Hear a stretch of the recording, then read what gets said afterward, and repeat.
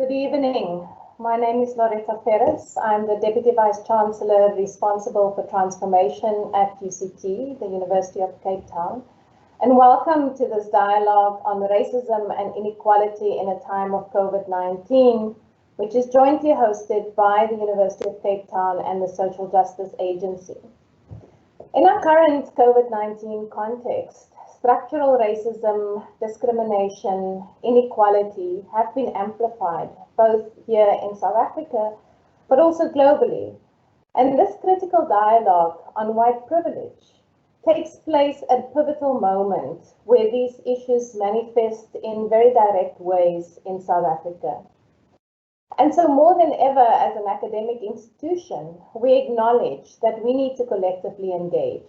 We must show up and do our part in seeking racial justice in our communities, that whether that is our immediate community as a university, our students, our staff, our alumni, our donors, but we also need to engage with our partners. We also need to engage with communities outside of the university who are in fact stakeholders of the university as we are a public institution.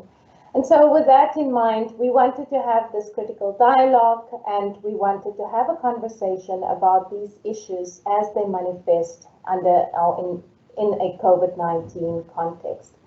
At the same time, we wanted to acknowledge that our students are struggling. And so we wanted to use this opportunity also as an opportunity to raise funds for students. So you would have, as part of your invitation, received an invitation to donate to our COVID-19 fund, which is a fund we established at the University of Cape Town to support our students during this period. And we invite you to donate to this fund as part of this evening's conversation. Thank you.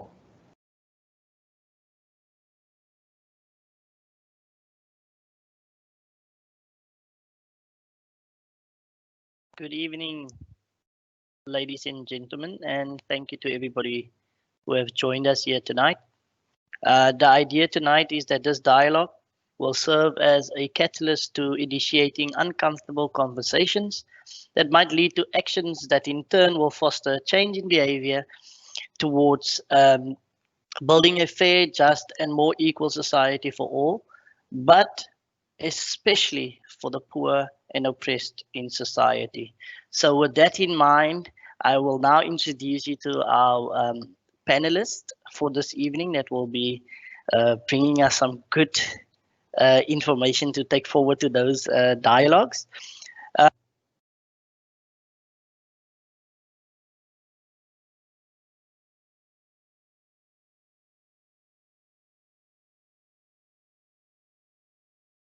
You are muted.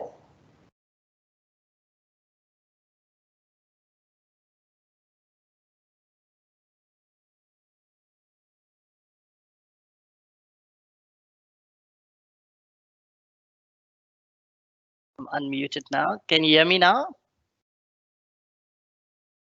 Yes, we can. Thank you very much. I apologize for that. Dr. Wilhelm Verwoerd, who is a senior researcher at the Trauma and Transformation Unit at Stellenbosch University, and he's also an advocate for transformation and reconciliation. Then we have Dr. Mandisa Haarhoff, who is a lecturer at the Department of English and Literature at UCT, and she'll be bringing with her tonight her experience, her research, and within a context of Blackness within this white constructed world. Then we have our moderator tonight, Mr. Stanley Henkeman, who is the director at the Institute for Justice and Reconciliation. He brings with him a world of experience with hosting and facilitating complex and difficult conversations on, amongst many others, but for this conversation specifically, racism, white privilege, white supremacy, and inequality.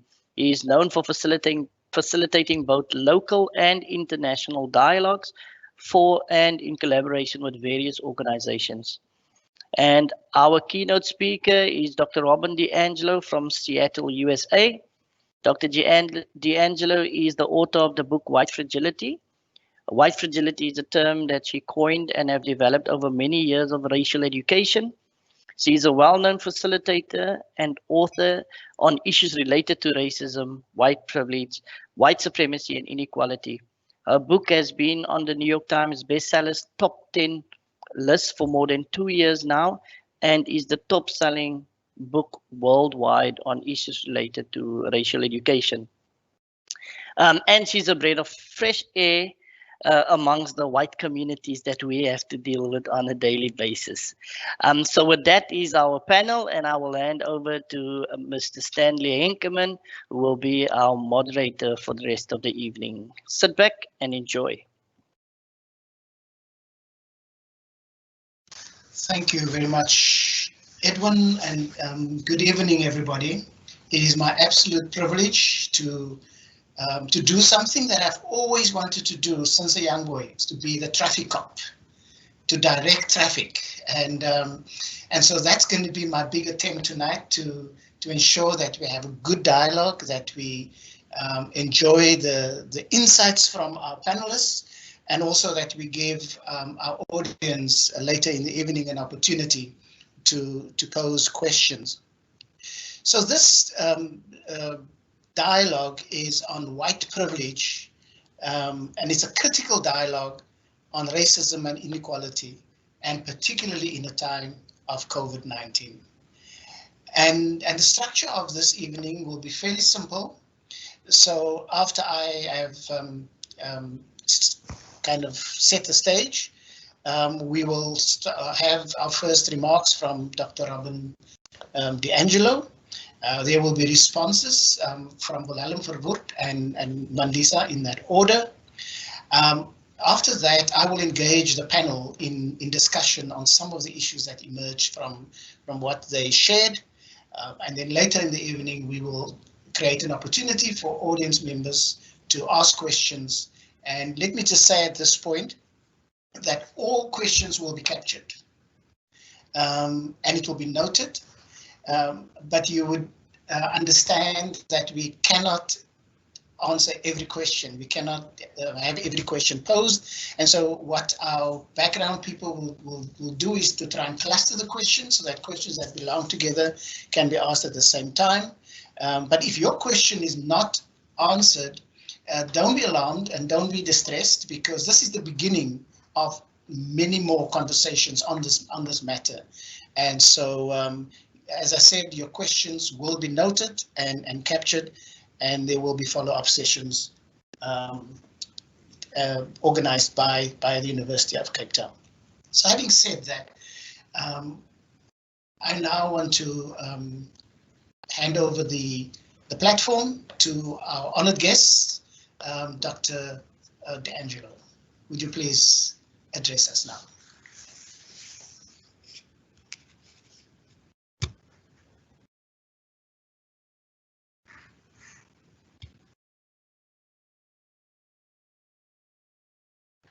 How's that? Unmuted? Okay. Hello, everybody. It's morning where I am here in Seattle, Washington. And I am going to offer some big picture, some kind of a macro framework to understand some of the terms that have already been used. Both Edwin and Stanley used terms like white supremacy, white privilege, white fragility. But I don't assume we have a shared understanding of those terms. So I'm going to start there and move into the specific towards the end related to COVID and how it illustrates those terms. And then the panel will root that in the South African context. So let me just start by acknowledging right up front, I'm American and I know that. And I know that I am not from your culture or your country. And I don't know the exact particulars. I have traveled and presented my work, however, in your context. And what I can tell you is that the dynamics I'm going to talk about at this point are universal. They are global. They do manifest in your context, although the history might be different. So it's on you, with the help of the panel, to make those translations, but not to dismiss it out of hand because I am an outsider. And something kind of curious happens when I present my work outside the US. Everywhere I go, and this happened in South Africa, white people pull me aside and say, oh, we don't have that problem here. Racism is an American problem. And in every one of those places, Black people pull me aside and say, thank God you're here. Please help us with these white people. Everything you're saying is the same dynamics and the same outcomes, even though the exact particulars might be different. So the first thing I want to do is, besides drawing your attention to the fact that I'm an American, is draw your attention to the fact that I'm white. Check me out, everybody. And part of being white is, that is an odd thing for me to do, to draw your attention to my race. I wasn't raised to see myself in racial terms. I understood that somebody had race, of course, but not really me. And if we're going to be talking about racism, wouldn't we be talking about Edwin and Stanley's and Mandisa's race, right? We wouldn't be talking about my race. I would just learn about you without looking at myself. Well, what I can tell you at this point, over 20 years of daily, it's not an extra thing, it's not a side thing, it is what I do for a living, is talk to a wide range of people about race, and I am clear that I am white. I have a white frame of reference, I have a white worldview, and I move through the world with a white experience, and it is not just a universal human experience as I was taught to see it. It is most particularly a white experience within societies that are deeply separate and unequal by race. So while I'm always coming from that position and perspective, I want to be explicit, and my remarks are directed to the likely, perhaps the majority of people listening, or certainly the majority of people who sit at the tables making decisions that affect the lives of people who aren't sitting at those tables. So when I say we and us, I'm talking to my fellow white people. And I would like to be a little less white. Now, what do I mean when I say that? I don't mean I want to be a little more Italian American. I don't know if there's a movement in your culture to reclaim your ethnic roots if you are white.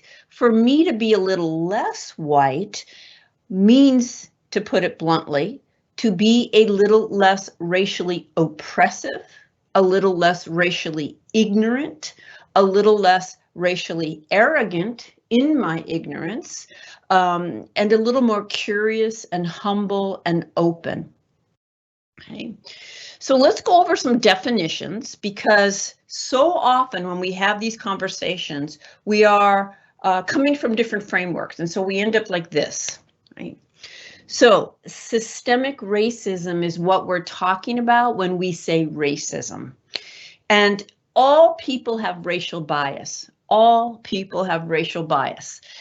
In a society, in societies in which we have created these categories and granted them profound meaning that shape the outcomes of our lives, to where we could literally predict whether our mothers and I are going to survive our births based on our racial classifications, these categories have profound meaning. And everybody absorbs racial biases.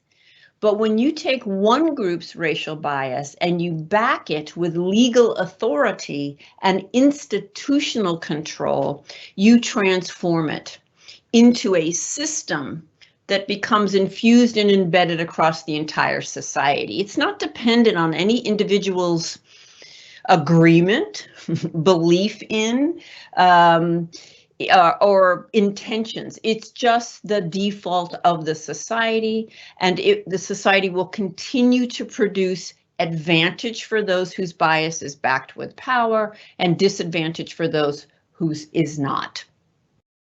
So the best example I've ever been able to come up with is women's suffrage. I believe women gained suffrage, someone can help you out here in South Africa, around 1934.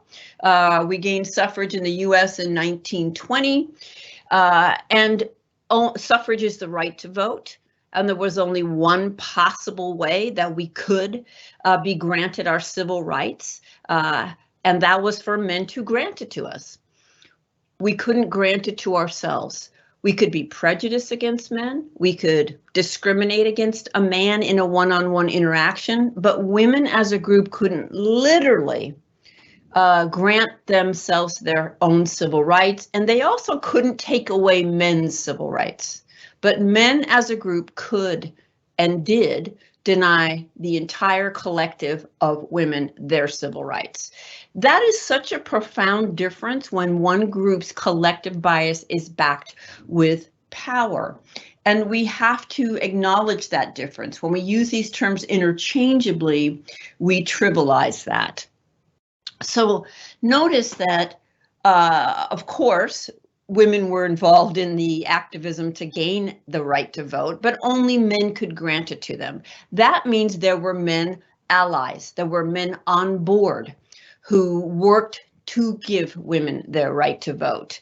But I'm hoping you can still see that before women were granted that right, all men, regardless of how nice they were, how well-intentioned, and how involved they were in the struggles to give women their civil rights, they still benefited from a system that disenfranchised more than half the population. Generally, women are, if not half, a little bit more than half population. Right, so that can help a little bit with white privilege, the concept of white privilege, that no matter how well-intentioned you are, if you are white, you benefit from a system that automatically confers advantage to you, again, regardless of your belief or agreement or intentions. So systemic racism is the term for that. Now, white supremacy, I'm not sure if in your context, in my country, that's a somewhat charged term, although it's being used more and more.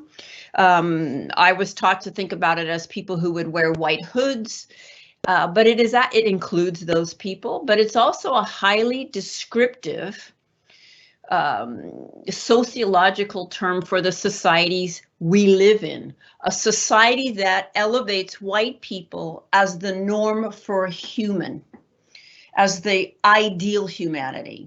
And one of the ways we do this is by never really marking or naming white, but consistently marking or naming not white, black, right? And so when you don't acknowledge the position or perspective of one group while always acknowledging the position or perspective of another, you grant the group that is just the default.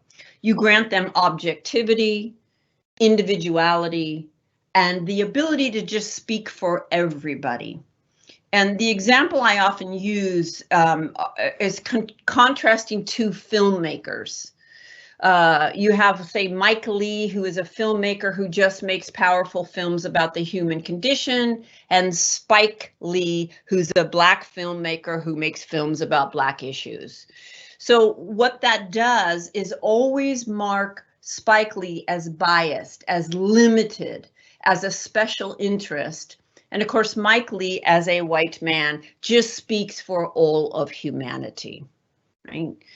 So as a result of being raised as white in societies in which white supremacy has been exported globally, where it's in language, where it's in history and customs, as it is in your country, as it is in mine, as a result, I have internalized a racist worldview. There's simply no way I avoided internalizing racist ideology. I also, therefore, have racist biases. I have racist patterns of behavior and investments in the system of racism, which is comfortable for me and which has definitely served me in navigating the struggles that I do face. I am not saying white people don't face barriers or struggle or suffer, but we do not face that one. And not facing that one absolutely helps us navigate the struggles we do face, which, if we're being honest, I think we would acknowledge would be harder if we were not white. And certainly in the US, the research is clear that by age 3 to 4, children who grow up in this culture understand it's better to be white, right? Ibram X. Kendi is a scholar who puts it like this: we may not be the producers of racist ideology, but we have all been the consumers. And most white people, and this has been my experience in South Africa also, live segregated lives with no fundamental sense that anything of value has been lost. That's a very deep message. So we have systemic racism, white supremacy. White privilege is an automatic outcome of white supremacy and systemic racism.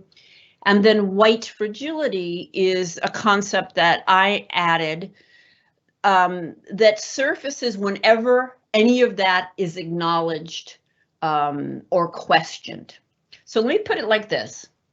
I move through societies like South Africa, United States, Great Britain, Australia. I move through societies in which systemic racism is the norm. It's not an aberration, it's the norm. In racial comfort as a white person, I am comfortable in racist societies.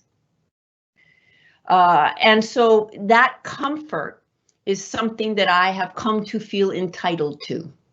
And when it is questioned or challenged, I have not had to develop the skills or the capacity to bear the discomfort of those challenges. And so we typically see defensiveness and umbrage and arrogance. When I was in South Africa, I was in conversations in which Black South Africans testified powerfully to the pain of systemic racism, and white people stood up and lectured those Black people on the answer, which usually had something to do with personal responsibility, the arrogance of white people. So just check that within yourself. And a big part of this is what we're taught to understand that it even means to be racist, right?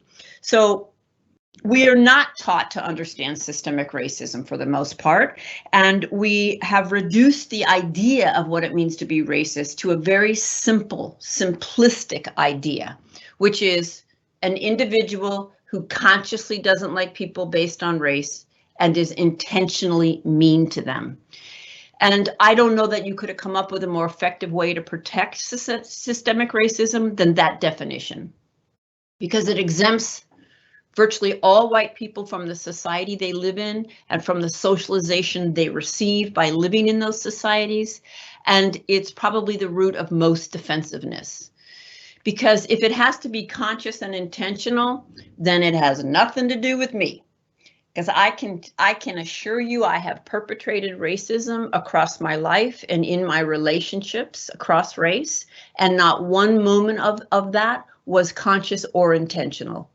I wounded other people nonetheless. So this idea, right, this is what leads to, but we have to know what's in each other's hearts, you know, these ideas that there's some way that we could be free of this. And it just can't count if it's not intentional. Okay, and then that leads us up, therefore, to offer very, very superficial and unconvincing evidence for why we are not racist as white people. So I'm sure you have all heard, and I'll watch Stan nod his head if I'm saying it right, a white person say, I was taught to treat everyone the same. I don't see color. We all bleed under the skin. I treat others the way they treat me, the golden rule. So we have all the colorblind stuff. Or my best friend is Black. I had a Black roommate in college. I volunteered in a township. My children are on a diverse sports team. That would be the proximity set of evidence. So either it means nothing, I don't see it, it has no meaning, which is actually rather outrageous in your country to claim that, or you know, there's fond regard. I can be near people of color, therefore I can't be racist. And I'm going to just look at Stanley and Mandisa and ask if you are convinced by evidence like that. When white people say, okay, when white people say things like this, probably your eyes are rolling. We are not conveying what we think we are conveying. And in some ways, when I insist I'm not racist, I've actually put up a wall that says, and therefore you can't tell me different. And not only is it not convincing, indicates that you have no critical self-knowledge, you have no education on this topic, you have no skills on this topic, and you don't understand systemic racism. But virtually every incident that we could think of, I don't know if you have videos in your country, you've seen the videos in my country of just explicit racism enacted by white people. And every single time that person is going to say, I'm not racist. So that is functionally meaningless, that claim, right? When you understand that it's an inevitable part of the culture and your socialization into it, you change your question from if I'm racist, to which most white people are going to say no, to how have I been shaped? And how might that be manifesting in my life, work, and relationships? And that sets you on a path of action, right? So in societies in which racism is the default, to simply carry on with niceness is to collude. So COVID-19 is just such a clear moment of exposing structural racism. And there's a concept called weathering that just decades and decades of built up discrimination, inadequate housing, healthcare, education, nutrition, that these things wear people down at a group level and make them very, very susceptible, right? And you are seeing that in the just stark differences of the impact of COVID-19 on different communities. There's a video going around in the US by a Black woman activist called Kimberly Jones, and she uses the analogy of Monopoly game. That you take a group of people that you have denied the ability to build up anything. Not only have you denied their ability to build up any kind of safety net, but you have robbed them of their labor for decades and decades. And then you say, okay, now you can join the game. So let's just start at the same place and, you know, this is a meritocratic system. Why aren't you having the same outcomes? Right. All right. I will close there and hand it over to Stanley. Thank you, Robin. Wow. I bet we're going to have quite a bit of discussion on some of the things you've said.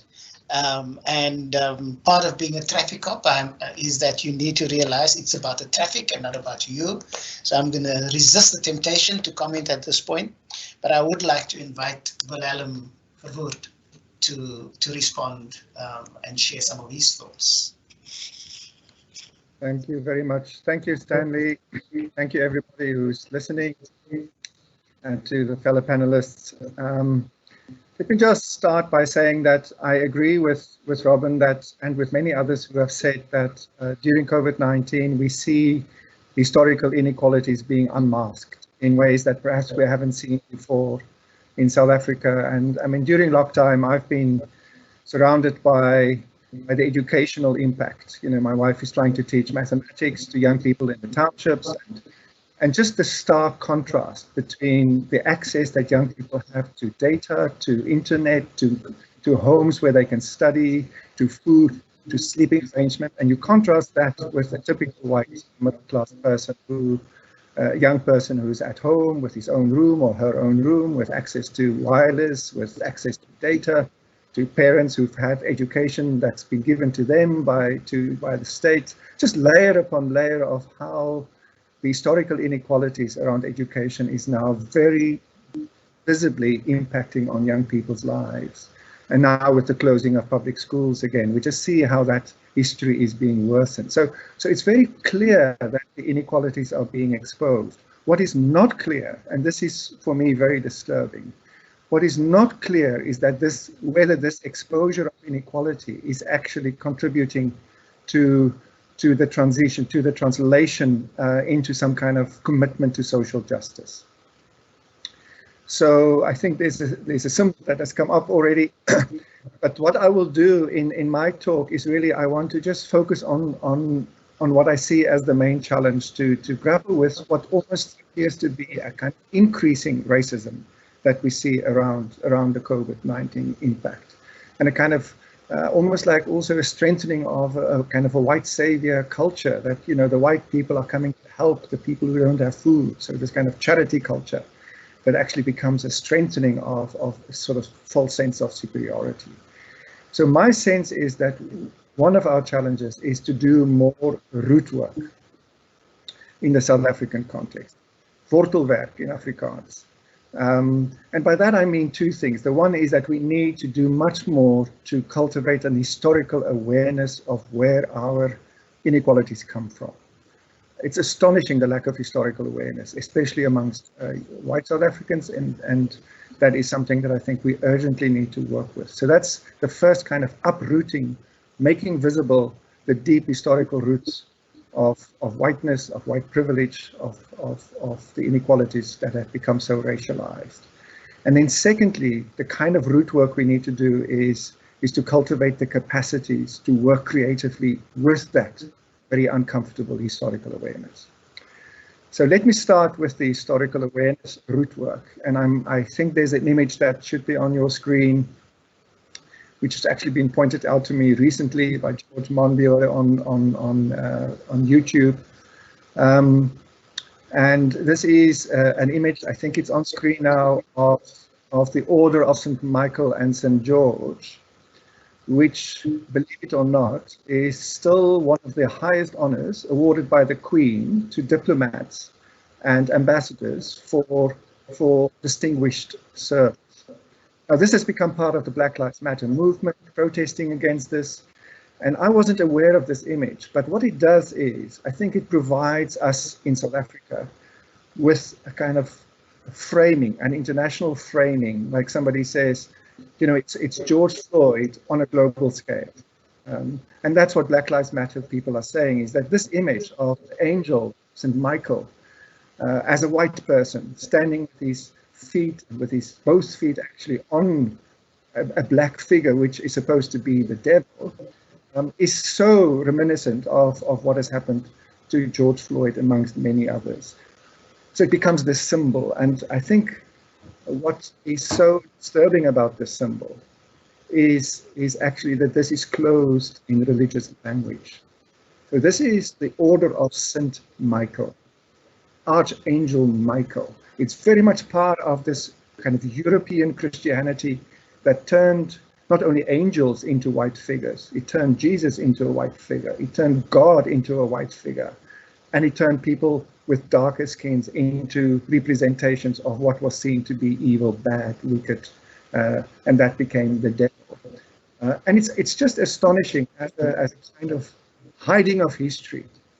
And this is the key point, really, that how is it possible that this award can still be given today when it represents centuries of, in many ways, the systemic suffocation of people with darker skins, of Black South Africans, people across Africa and across the world, through slavery, through colonialism, through those centuries of systemic brutality and dehumanization.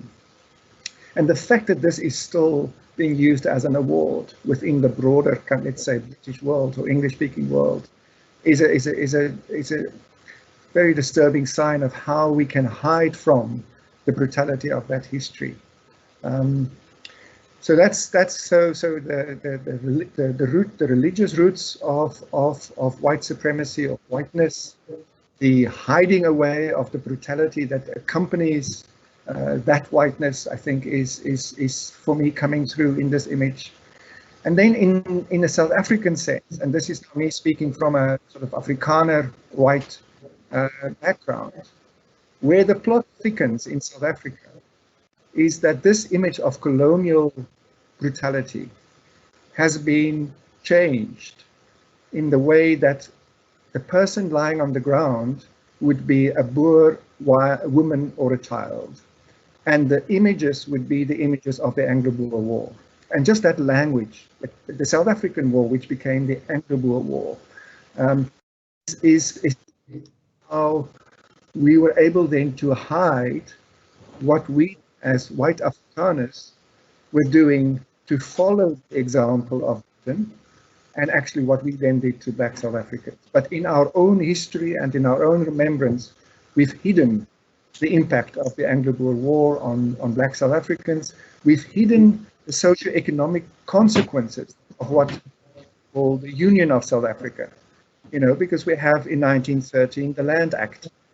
We had followed a few years later by another variation on that, so that we end up with 87% of South African land being given to white South Africans and 13% to black South Africans, even though we're like a 10% minority of the population. So that comes directly out of the Anglo-Boer War, all the racial discrimination and privileging that happened in the economy. A lot of that was an attempt to unite, to reconcile so-called white English-speaking and Afrikaans-speaking South Africans. So this image of a white figure standing on a black figure, clothed in religious language, and then how that was applied in South Africa, I think, is something we need to sit with. And I know it's not comfortable, but we need to sit with that.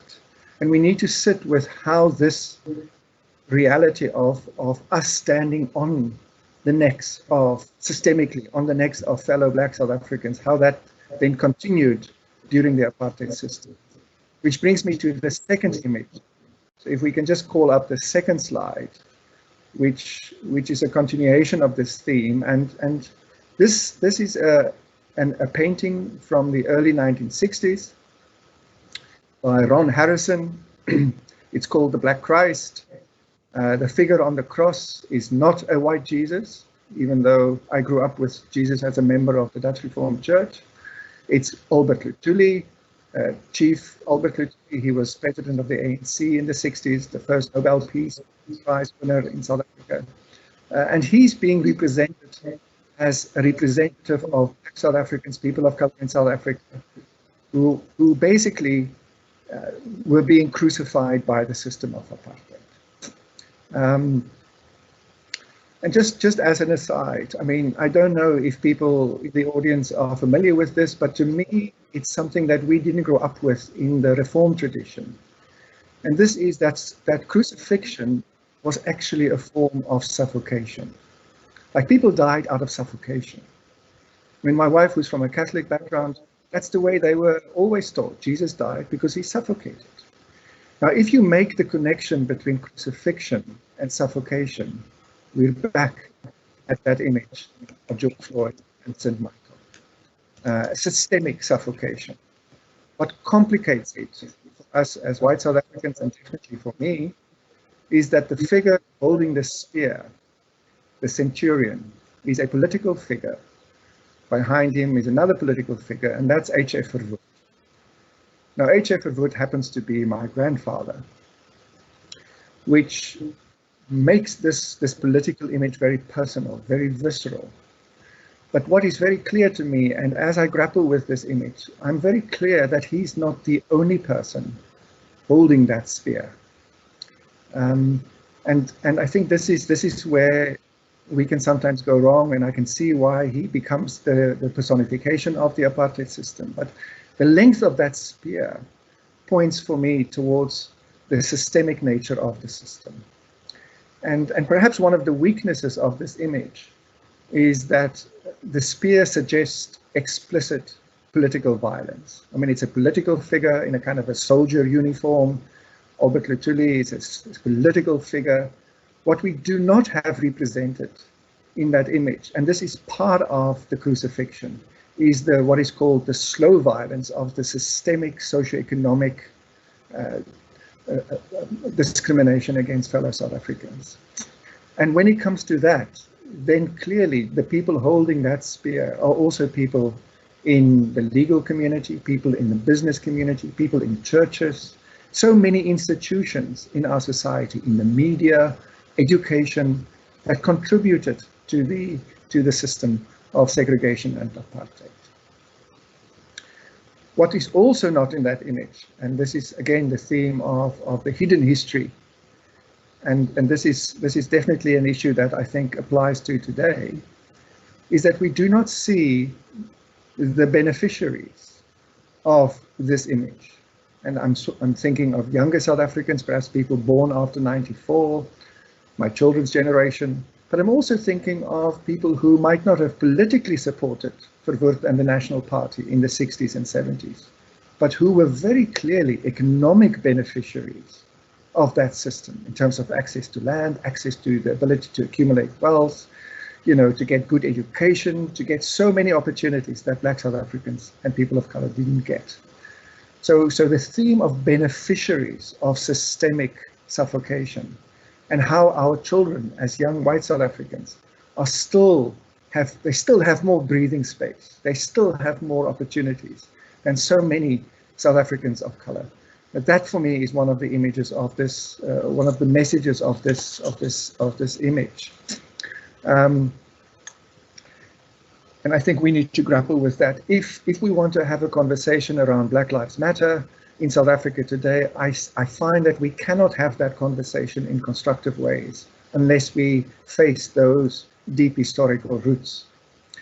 So that's the first main point in terms of making hidden histories, unmasking hidden histories.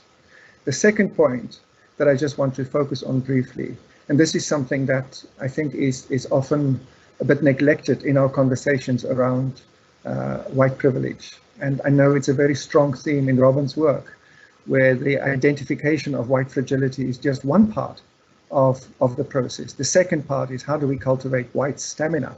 How do we cultivate the capacities to sit and look at these images, to sit with the discomfort of what we see when we look at those images, to be in difficult conversations, not to run away, not to become defensive as white South Africans when we're faced with the realities of the ongoing racialized inequalities in our midst. And I often resonate with what Robin talks about, how defensive white South Africans can become, and we can talk about differences between South Africa and America, but the bottom line is that I think many people in my experience, and I include myself, sometimes, we want to run away from these harsh truths. We don't want to see ourselves as holding that spear or as being beneficiaries of systemic suffocation. So that I think is a personal challenge. It's an individual challenge to every white South African. We also need to work together in collective ways, in institutions, to create that capacity so that we do not put the burden of education, the burden of awareness raising, and the burden of facing these truths on our colleagues, our Black South African colleagues and brothers and sisters. And that for me is what increasingly I believe is necessary in terms of white work. This comes from Steve Biko and the Black Consciousness Movement. It comes from the Flawless students. And many of my fellow Black South Africans have said, what are you willing to do as white South Africans? To educate ourselves, to look deeper into the history, not to just, run away the moment when the word racism is used, but to actually say, I need to look at what is this history, and I need to cultivate the capacity to move into the uncomfortable spaces, to form relationships amongst, people who are of like mind so that we support each other, and then engage in restitutional relationships across the racial divides, and to do that over a long period of time. Because what we have to do is really to commit to this lifelong journey of grappling with these racialized legacies. And as white South Africans, I feel we have this responsibility to take a particular role of accepting our shared historical responsibility and together to become part of a larger process of really changing those inequalities. Thank you.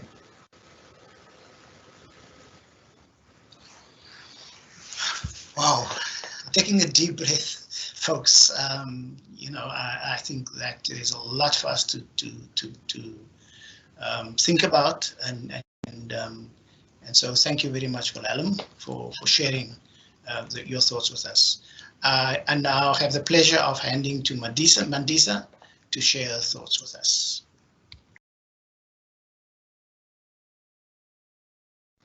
Unmute. Fantastic. All right, can everyone hear me? Okay, I'll believe that you can. Fantastic.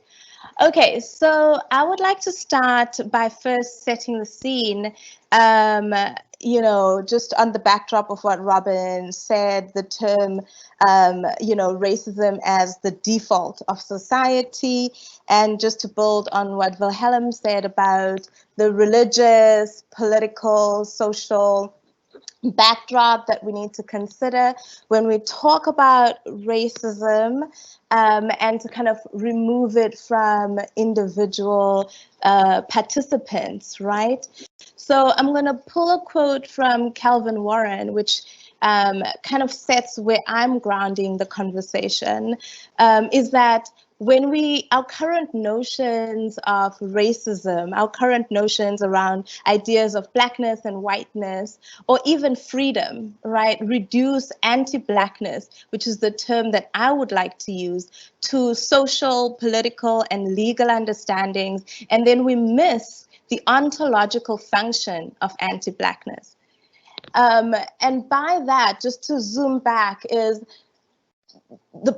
and to point to a problem that Wilhelm was trying to set up, is like seeing apartheid as a set apart moment or event in South African history, or for example in the US, slavery as a set apart moment or event, without understanding that the very world we live in, the very society we speak of, or the very idea of universal man, as Robin pointed out earlier, or universalism itself, or even ideas of freedom, are grounded on the notion, on the idea of anti-blackness, that they rooted in anti-blackness.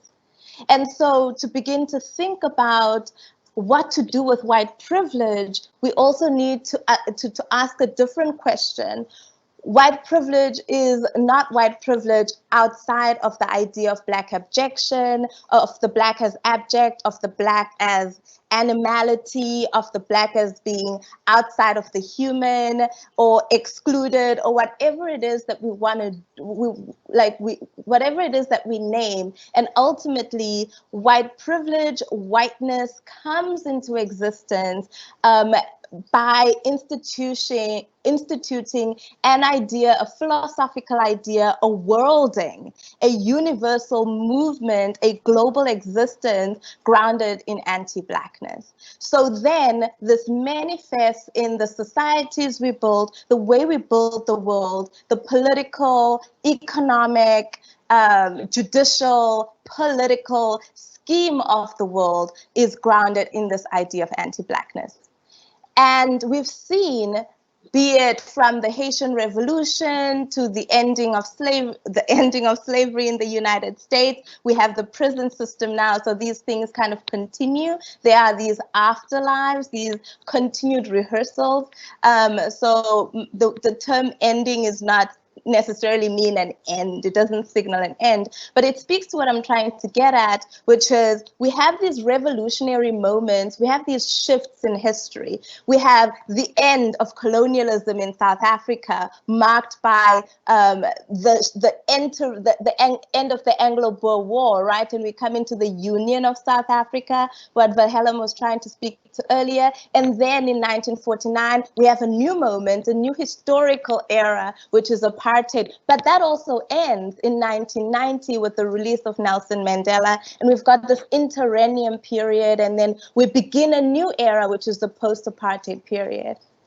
What all of these have shown us is that including Black people, if our idea is that Black people have been excluded, if our idea is that Black people have been oppressed, if our idea is grounded in that, then we do the work of inclusion, we do the work of shifting policy, we do the work of like structural maneuver, we do the work of trying our best to create some idea of human relationality between the Black person and the white person. And then we begin to reduce it. I love how Robin set us up earlier that white supremacy in the US, where I am right now, points to the Ku Klux Klan. It points to a policeman who shot a Black man in the street. It points to someone just yesterday at Evanston Beach. I'm in Chicago right now, at Evanston, sitting there with a flag that belongs to, I'm losing my note right now, but you know, that kind of racialized, very overt racialized flag, the Confederate flag. Thank you. I'm glad I forgot it though for a minute there. The Confederate flag, right? We point to really specific moments. We can do that insofar as the history of our understanding is one where Blacks were excluded, and then people fought, and then they were included, right? They were included in these various forms, be it we change the laws, we make policies to set things right. And what's failing are these policies. What's failing is how we are honoring these laws. We could have all the laws in the world and we could shift all the policies in the world. If we are not addressing that the very worlding in which we exist in is grounded in anti-Blackness, then we're not doing anything. Because what happens, and we saw this, 1994 South Africa, the Rainbow Nation gets initiated. All of a sudden, there's a Black president, the country is changing. And no one is saying it's not. It is, in fact, changing. Black people can vote. They can purchase houses. They can do all these things. They can go to these schools and all of these different kinds of things. But what hasn't changed is the world in which they can now be included in, however nominally. And so white people then sit back and tick that, oh, well, we've done that, so racism is packed up, it is done. And so we get uncomfortable, as Robin set up, when you claim that racism exists and we're still complicit in it and that we're still participating in it. What do you mean? I'm not cussing that person. I give them jobs. I talk nicely to them. I'm friends with them. I give birth to children and all of these different kinds of things. All of that is wonderful and well. However, what it is that we're constantly still negotiating the terms of what it means to be Black in the world and white in the world today, according to the very primal setup, right? That there's only one form of universal man and everyone else has to adhere to that. So some of the questions I would have to point and to invite people into asking is, what would it mean to actually do the work of changing the world? If policies have failed, if laws have failed, if all of these other forms of transformation are failing, what is it that we need to do? We need to end the world itself. We need to end the world as we understand it. We need to end our ideas of the human. We need to end the structures that support that, the church, the law, right? The South African law is still the Dutch Roman law, which makes no sense to me. We need to change the society. We need to change the very nature of the world as it exists right now. And COVID-19 is an incredibly important moment. Not only does it throw into sharp relief the kind of oppressive oppressive states in which people have lived their lives and continue to live their life.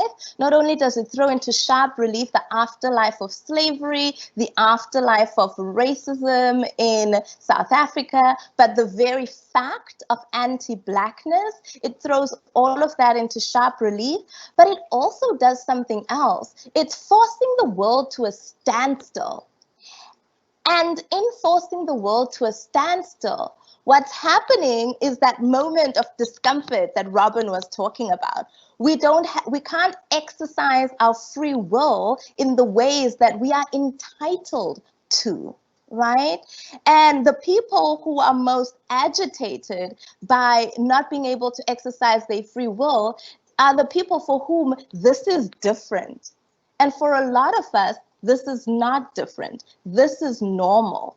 And our normal is now all of a sudden being shared by the white community in ways they've never had to share them before. So you don't want to put your mask on because you can't have the government tell you what to do. Well, try being gay, try being Black, try having a disability, right? But why think about the government as an authority to tell you what to do when we should think about what kind of world do we want to create in this new era, in this new moment?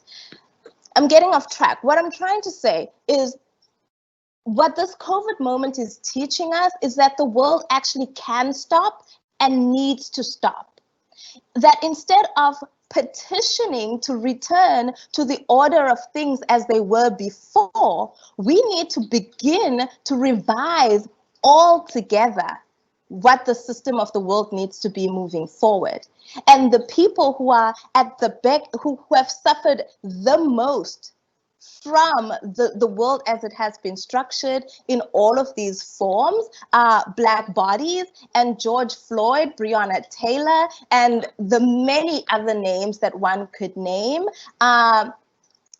They image that, right? They represent that, they evince that even when a pandemic is stopping the world at its feet, anti-Blackness continues, on top of anti-Blackness manifesting itself in this moment. So what would it mean for white privilege to be an act of saying, okay, so education, kids can't go to school, but the DA is filing against the state to get kids back to school. What is school and why is school so important? Is school not just another prison, another plantation? You know what I mean? If we begin to actually think of these institutions and structures in a way that actually gets us to thinking about why we needed schools to begin with, why we needed the church to begin with, why we needed law to begin with, why we needed prisons to begin with, because when we can do that work, then we can do the actual work of shifting the way the universal world is structured and understanding that including Black people into universal liberalism or universalism or humanism does not do the work of ending anti-Blackness, which entails ending whiteness as it exists in the world. Thank you. No, thank you, Mandisa. Wow.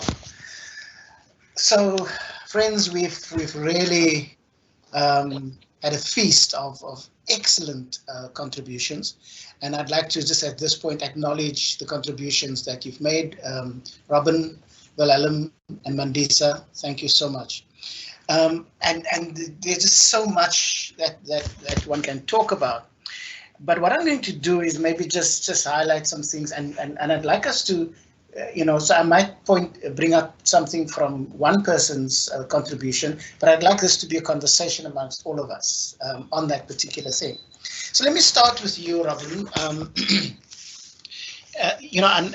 I really think that you said a lot of very important things, and one of the things that I picked up, is the thing that we, it would seem as if people in power prefer to talk in general terms. Mm-hmm. And so when you have the conversation in general terms, there's no pressure.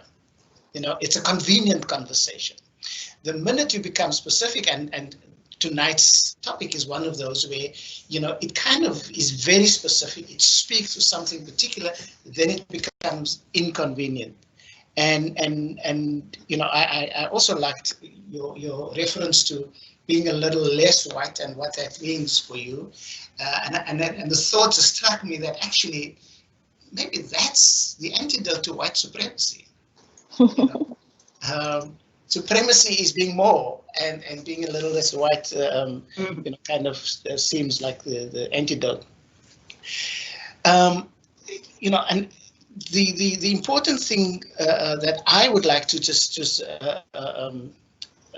raise from what you've said, Robin, is the idea of you know, what it means to be racist. I think that is the big issue that people grapple with, you know. And you know, I kind of had a quiet giggle to myself when you ramble off all those things that we hear all the time. I don't see color, you know. You know, my kids you know, play with I played with kids, with my kids when I was small, and all of that. And you spoke about being producers and consumers of this privilege. And I would like us to maybe just for a moment, and maybe for you to kind of concretize that in your context, what, you know, how that plays itself out, and for us then to look at how the idea of white people being both producers and consumers of white privilege, how that plays itself out.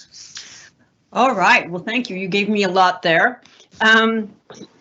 First, what I would say is white people want to talk in general terms, in the sense of let's not name whiteness, let's not proceed as if it has any meaning. But then the moment you do speak generally about white people, well, then you don't know me, you don't know how I'm different from everybody else. You know, you need to see me as a unique individual. So I would just say, when it serves us, you know, we make these various moves. And that's what's most important for me in my efforts to uncover this, is not, is it true or is it false? Is it right? Is it wrong?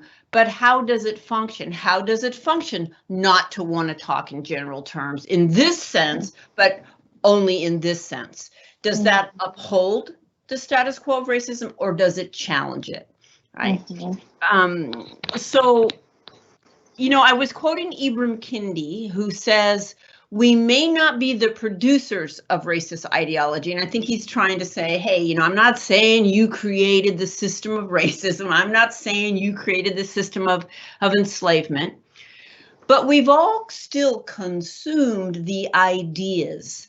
There just isn't any way to avoid it. It's so deeply embedded in language and culture and history, in frameworks of meaning. And I think Wilhelm's image was so powerful right there. Like we are consuming. We don't have to focus in and say, oh, a white angel is standing on a black man. We don't have to even do that. We are being shaped by it. It makes sense to us, even so internalized that it's unconscious, at the unconscious level, that it's making sense to us. So my sense of how, when it comes to white privilege, how we both produce it and maintain it is by protecting it, by making it so taboo to question. So let's talk about white fragility for a minute, because I think that's what you're handing me. The fragility part is not is meant to capture how little it takes for white people to explode in defensiveness. And there's white people right now listening that probably exploded the moment I began to generalize about white people. And by the time Mandisa was done, who knows where they are. But the explosion isn't fragile at all in its impact. It functions as a kind of policing, particularly Black people, from challenging these categories, from challenging white privilege and white supremacy, by punishing you when you do that, by making things harder for you, not easier. Like we might say, oh, we want diversity in our organization as long as you don't challenge the status quo. Because if you do, then things are going to get difficult for you. So white fragility is very effective in that way. And I love Mandisa's point about, well, I'll tell you how I make sense of it. That when you just add people into water or a culture you haven't changed, you're adding them into hostile water. In other words, you have an institution in which whiteness is the norm and the default, and you add color to it, but you don't change the consciousness of the people who not only have always controlled that institution, but it's up to them whether you even get added or not. You do nothing to address their consciousness or the norms or the practices or the white supremacy built in everything, and you're adding people into a hostile environment and not understanding why things aren't shifting. So those are some of my thoughts, and I'll defer.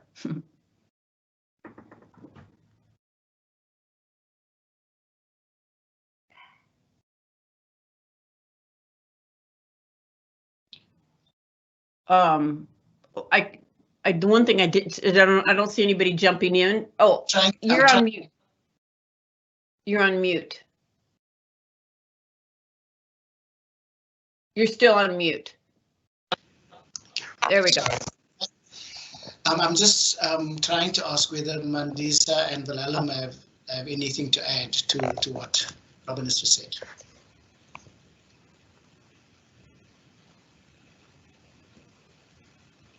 Yeah, that's fine. We'll warm up to the conversation. Wilhelm, if we could come to something you have said. I mean, again, there's so much that you've spoken about, and I quite like the idea of the root work that needs to be done.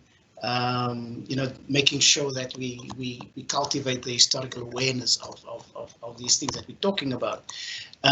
You also spoke about how Black people are demonized, and I mean those images are so powerful, particularly that first one about how Black people were demonized, and that kind of fits neatly with Mandisa's anti-Blackness statements, and I think that when you can't talk about white privilege without talking about the effect of that on Black people, and particularly within South Africa, because there's a danger then that we make the conversation about white people again, at the expense of Black people, and so this demonization or this anti-Blackness that Mandisa talks about, I mean, how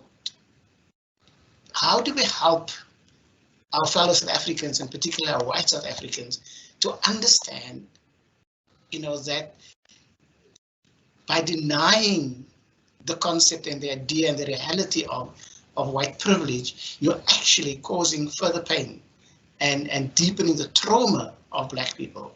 What would you say to a statement like that, Wilhelm? Sure. Thank you, Stanley.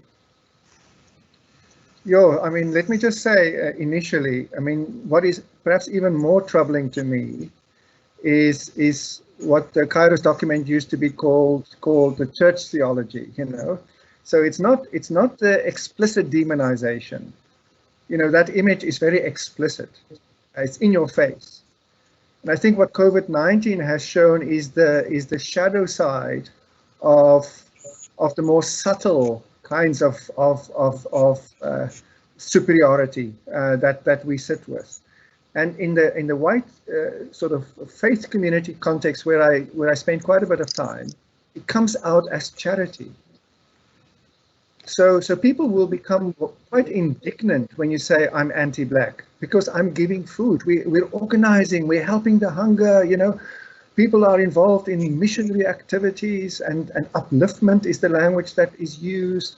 So there's a lot of indignation that would be, and it's white fragility. I think Robin is right, but it has a kind of a religious, cultural tone to it, which makes it very difficult to address because people become indignant. So I think there is this biblical image of evil masquerading as light, you know, which is almost more destructive than the explicit racism that you also see.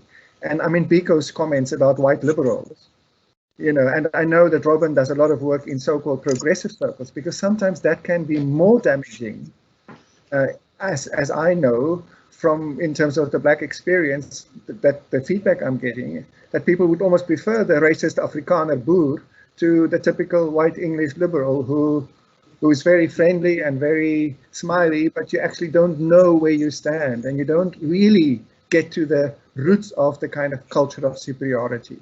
So the subtlety of demonization, I think, is a big issue in our context in terms of the indignation. I'm not talking about on the receiving end.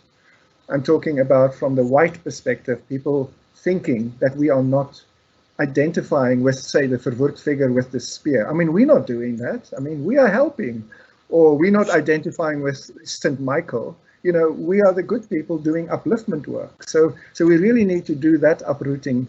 And the only way, well, one of the ways that I have found helpful is to actually go into places where I am not in control, where I'm not the white majority, because even though we have a black political majority, white South Africans are very good at organizing our lives so that we still stay the majority in our neighborhoods, in the private schools, in our sport clubs, in our churches even.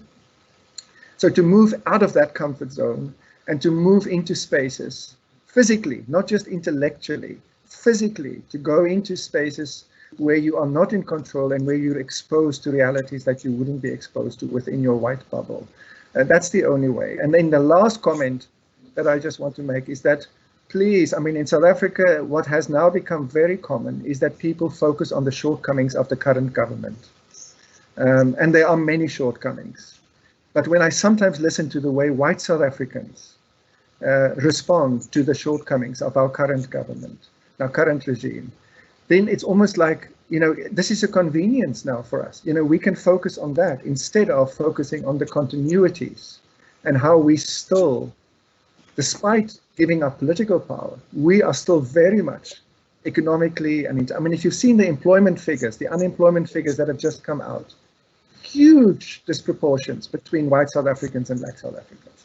That's not accidental, and it's got nothing to do with my inherent goodness. It's systemic. So we need to find ways to this whataboutism, you know, avoiding facing our own complicity and our own responsibility is for me a big part of what it means to face that history.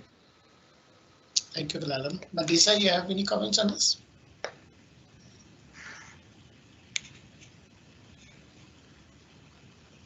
You're muted.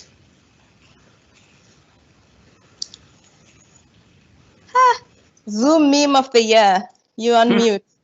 Yeah, I was thinking something that Robin said earlier about the kind of amnesia, right? And Koleka Putuma has a poetry collection called Collective Amnesia, but that term, amnesia or the unknowing, I don't know, I didn't know, right? And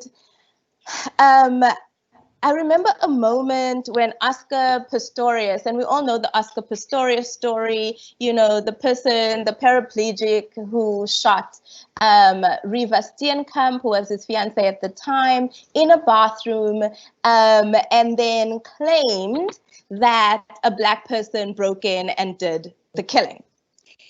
Of course, Oscar Pistorius is one of those people we celebrated nationally, right? We celebrated nationally as our kind of paraplegic hero, as it were, who won these gold medals, etc. And someone we kind of like put forward as a figure of rainbow nationalism, as well as like just South African progressivity, right? And the way in which sports is used in South Africa to kind of bring people into unity. Yet the same person was able to tap into something he would deny. He would say he's not a racist, to this day probably. But he was able to tap into an idea of what it means to be Black in South Africa and Black in the world, an idea that he knew would sell and an idea that he knew would stick. Of course, he ended up in prison because after a long trial, it was determined that there's no way that some person jumped over whatever his high fence is to get into his house and then shoot Reeva Steenkamp. But the fact that a trial had to be conducted to first prove that point, rather than actually take seriously that, you know what I mean? He was able to tap into the idea that he could escape via his white innocence, his assumed innocence, his assumed, and the assumed criminality of the Black person. Right? Breonna Taylor can die in her bed in her sleep because of assumed criminality, which is not new. Right? The very idea of what it means to be Black abject is based on that criminality. But then again, something that Wilhelm is picking up on is the kind of idea or the notion of the white savior, right? The white man's burden. Let's colonize the world in order to bring it into humanity, to raise it up into humanity, I'm forgetting what the kind of like religious term of that was, but in any case, all of these moments of bringing Black people in whatever form is still the white man's burden, just rehearsing itself in different forms. And so going to feed some child in the township is not benevolence, it's an act of humanity, if we understand humanity as universal man. And that is the only way to understand humanity. I just got an email from lawyers, and they were telling me something, giving me some information on something, and then they sign off with, "Our Chantel will contact you." And I look at Chantel's details, I Google her, and I'm like, this is a colored person in the South African context of like, Biko Black. For me, colors are non-white, which equals Black, right? Chantel is Black.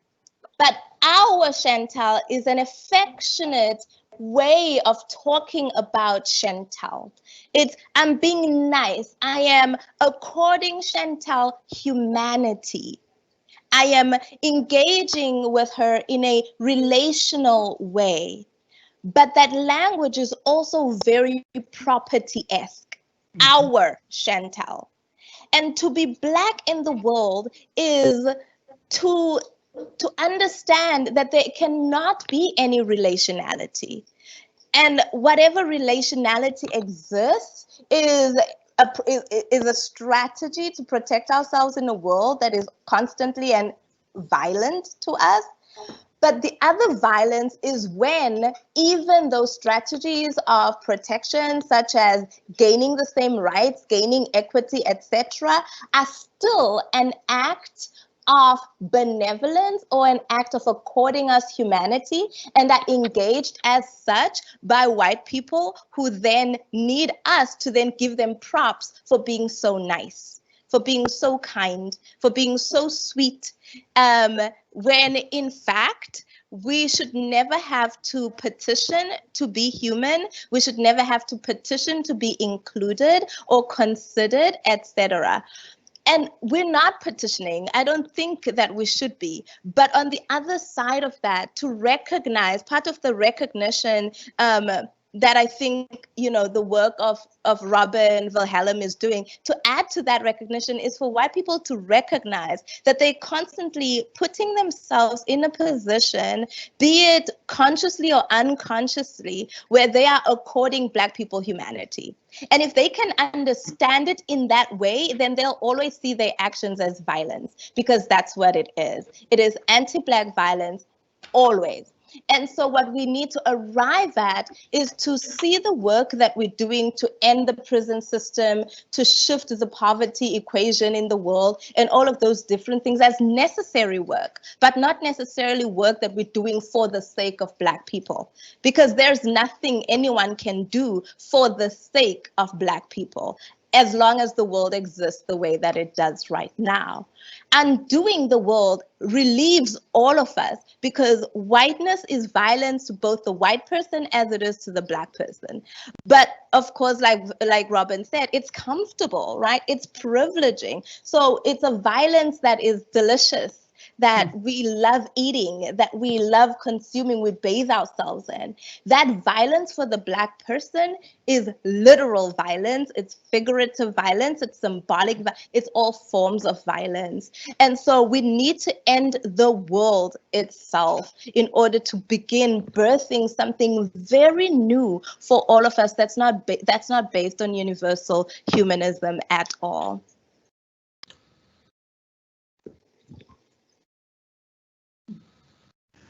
Oh, thank you, Mandisa. Thank you. And maybe we should take the conversation from there, because you made a really important remark when you spoke about those revolutionary moments that we live from moment to moment, and when we talk about the end of something, and in actual fact it becomes the beginning of something else, and I quite like the term of structural maneuvers that we do, and I think you raise something when you talk about the world needs to change the way it is. We need that almost complete dismantling of the reality as we know it, and that in essence is transformation.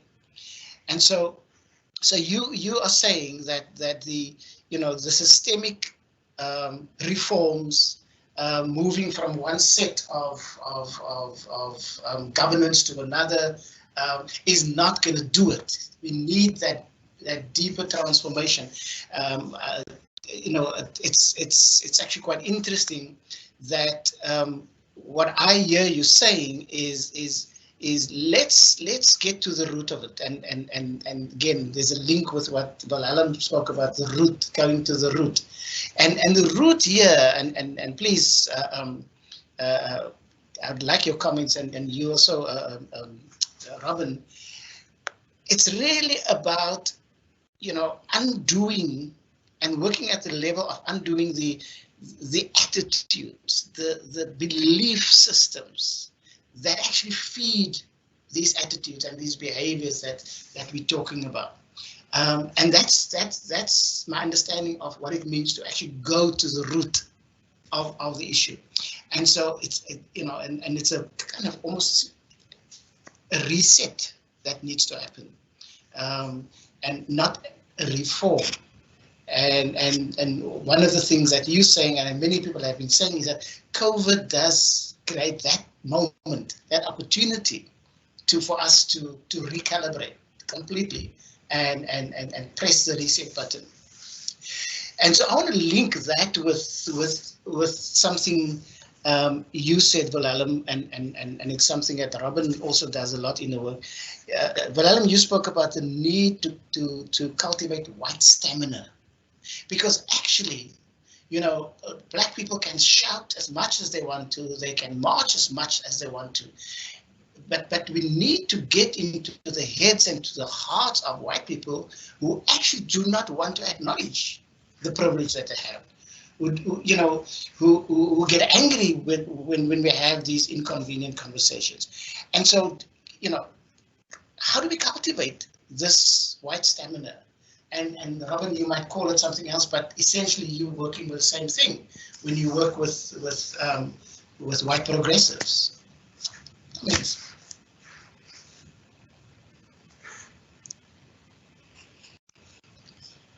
Anybody? Well, yeah, I don't have an immediate thought. Do you, Wilhelm? Because once you talk, I'm sure I'll have a thought to connect to. But now you're muted. This is just going to be the game. So, am I unmuted? Yeah. Let me just say, Mandisa, I really appreciate you using the language of being in the world. I mean, and ontology. I mean, it's deeper than political. It's deeper than the kind of legal, even deeper than psychology. I think I mean, I'm very drawn to language, I suppose religious language, but also spirituality, not in a kind of churchy way, but the kind of language that gets to the depths of what it means to be human together. And the problem with depth is that it's dark, not in the racist sense of how color was metaphorized, but you get to the roots of plants, you get into deep water, it's dark. In the sense that you can't see, that you're not in control, that it's territory where you don't have firm grounding. And there's something deep in us that I think, well, at least in my experience, that we're uncomfortable with that. And I mean, let me just say, I mean, just on this topic, it's astonishing how strong metaphors of light is in the Christian tradition, and perhaps even in other faith traditions, and how that metaphors of light was translated as white. So you get a sort of almost a theology and a spirituality where you have a light supremacy, which becomes white supremacy.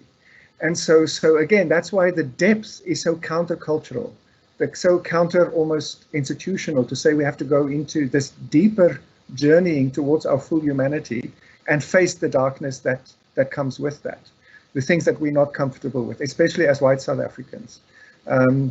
You know, there's so much to say about that, but I think it's very deep in Western culture as well. You know, if you think of Plato and his analogy of the cave, of you know, to come to the truth, you've got to escape from this cave with all the shadows and the murkiness, and you've got to come out in the sunlight. You know, and how that has become very much almost like a metaphor guiding Western philosophy and modernist kind of culture, and how that then became the supremacist whiteness.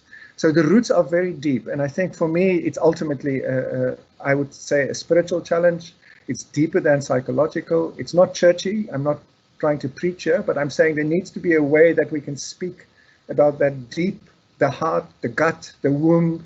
You know, in Nimba, like my colleague Prof. Boomla Gebodo Madigisela would say, that it's this kind of the deep side of our humanity, where our compassion comes from, where we're embodied in our emotion, and that it gets beyond this kind of very intellectualist, kind of left brain type of culture that I grew up in. So those are some thoughts, and I don't think we can do that on our own. It's not an individualistic thing. It's got to be done with people, and it's got to be done in diverse relational journeys over a long period of time. It's not some kind of quick skill, little technique, or a degree, or some kind of qualification. It's a long-term commitment to uproot and to reroot our humanity and our complicity in dehumanization.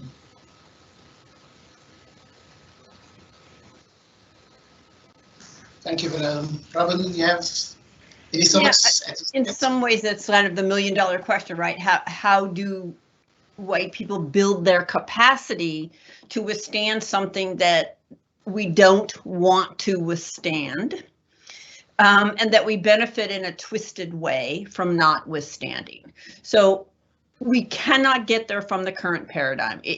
This idea of individual bad actors, in the US we say bad apples, all the ways that allow us to separate ourselves and see it as these isolated acts that only mean people would ever do.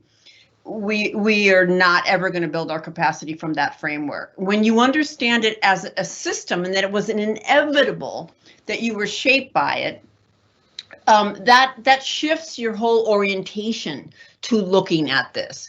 Then you can actually align what you say you believe. White people, we will say we believe in justice, but that's not how we actually act in the world. So if you want to align those things and still look at yourself in the mirror, you have to challenge this conditioning. And sometimes at the end of a talk, I will just say, look, the reality is that most white people listening right now aren't going to do anything different, nothing different. Even as their number one question is going to be, what do I do? They're not going to do anything. And I hope that offends white people listening so they prove me wrong. But that's been my experience. And part of being white is we have that choice not to do anything. But this is what I would request of anybody who makes that choice, because there's no neutral position. This is what Ibram Kendi also says. The opposite of racist isn't not racist. The opposite of racist is anti-racist, actively, strategically intervening. So if you are white and you aren't going to do anything different, but continue to smile and be nice, then I'd like you to look at yourself in the mirror for me, right into your own eyes and say, I choose to collude with white supremacy. And then carry on, but let's do it with honesty. And if you can't do that and live with yourself, then maybe that will motivate you to get involved. It is a process, as Wilhelm said, but just breaking through the apathy that most white people have about this. You know, lately, the number one question white people are asking in the face of, in the US anyway, the uprisings around racial injustice, what do I do? What do I do? And I have two questions. One, what did it take for you to ask that question? How many did you have to see murdered before you asked that question? And then how have you managed in 2020 not to know the answer to that question? Right? It's a kind of willful not knowing. And I actually don't even think it's a genuine question, because if anything I want to know a little bit more about, I would just Google, okay? You can Google on a dime right now and get 100 things white people can do to interrupt racism. You can get it on a dime. So I actually don't find that to be a genuine question. And so a huge breakthrough for us is go look it up, right? Take out a piece of paper and write down why you don't know in 2020 what to do about racism as a white person, when Black people have been telling us for centuries what we need to do, right? How have you managed not to know? And everything on your list will be your map. You'll have a map right there. It's not going to be quick or easy, but you can address everything on that list. Thank you, Robin. Mandisa, as a Black person, seeing that we're talking color here, you know, I've asked that question of our two colleagues, you know, but sometimes as somebody looking in, you might see blind spots that the insiders might not see. And so, you know, and this is a critical discussion about this issue. And so perhaps without, you know, we're not for 1 minute trying to do the same thing that has been done to Black people, where we tell people what they should be thinking and doing, but just your observation as somebody looking in. Are there some blind spots that you think white people are missing?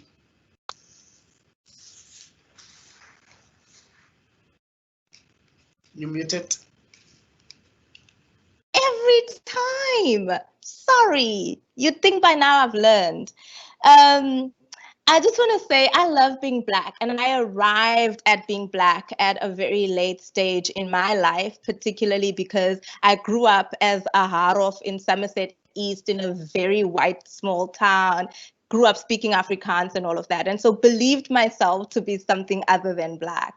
Right. And now I enjoy it. I love it very much. And what liberated me is something that Frank Wilderson said, that the Black person can neither be recognized nor included into human civil society. And I was like, but I've been trying so hard.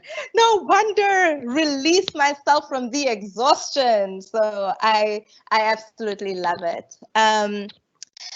I love something Robin said about how ingenuine that question of what do I do is. And let me put it this way. White people do know what to do. They know that when they hear noise outside and they see a Black person, they know to call the police. When they are having problems with a cashier, they know to ask for the manager. right? They know what to do to be white and entitled in the world. To the same end, they actually also know what to do. At UCT, for example, when the Fees Must Fall, Roads Must Fall movement was happening and police were brought onto campus, was it not the white students who formed a wall around the black students, knowing the police would not shoot at them? Right? They know what to do. They know that police are not a terror in the same way that they are to us. And so whenever a white person asks me what to do, I roll my eyes because I'm like, girlfriend, just yesterday, you knew how to be like, even when I'm on the phone trying to get something done, I code switch. And Miss Haarhoff, Dr. Haarhoff, sounds more powerful than the actual black girl making the call. And I get things done that way because I learned it from my white friends that they know what to do. And another instructive moment for me was this powerful friend of mine I look up to with everything that I have in my bones. And she's white. And years ago, I was in Gainesville, Florida, and Richard Spencer was coming into town. And he's one of those white supremacists, right, Robin, that you can call out. And he came to town, and the community of Gainesville decided to not invite Black people to that protest. Why? Because the state of Florida instituted snipers, the army. It was literally a military town because Richard Spencer was coming, and it was not to protect the protesters. It was to protect Richard Spencer from the protesters. Right? Which kind of shows you the psychology of the US. You protect the agitated. You protect whiteness, always. And so I remember a friend of mine calling me saying, aren't you coming to the protest? And I said, no, because if I go to that protest, the sniper's going to shoot me, not Melissa. And my friends understood to go to the protest precisely because they knew that actually those army and police people were not going to shoot at them. And that's something white people can do. Actually put their bodies on the line. That it's not just about symbolic change. I don't care about writing Black Lives Matter on the street. Right? I don't care about all of those things when the very body is on the line. When COVID started, what did South Africa do? Institute the army in the townships. Why there? Because our bodies don't matter, right? They're just flesh that shows up dead, corpses whose deaths don't even matter. And that is well understood because the city of Cape Town decided to undo people's homes, right? So we perform these things and then we ask, what do we do? When we know very well what to do and we do what we do best. And I think what this entire moment is doing for us is that we are at our homes. Robin was asking how many does it take? It actually took everybody sitting at home having nothing better to do. For people to actually be like, oh man, we just saw a man die in front of us on the screen. I couldn't even look at that video, but for everybody else who did, they witnessed that. I didn't have to look at it because I was here when Trayvon Martin was killed, Amir Rice, and the names go on. I come from South Africa, I live in South Africa, and I experience that every day. And so again, I don't actually have any insight to offer as to what people can do, except to perhaps say, the one thing I don't want white people to do is to come up to the Black person to ask how well they're doing.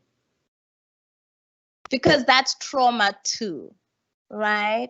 That's putting me in a position where I now have to affirm how good of a human being you are at your job to accord me my humanity without even realizing the violence of that exchange.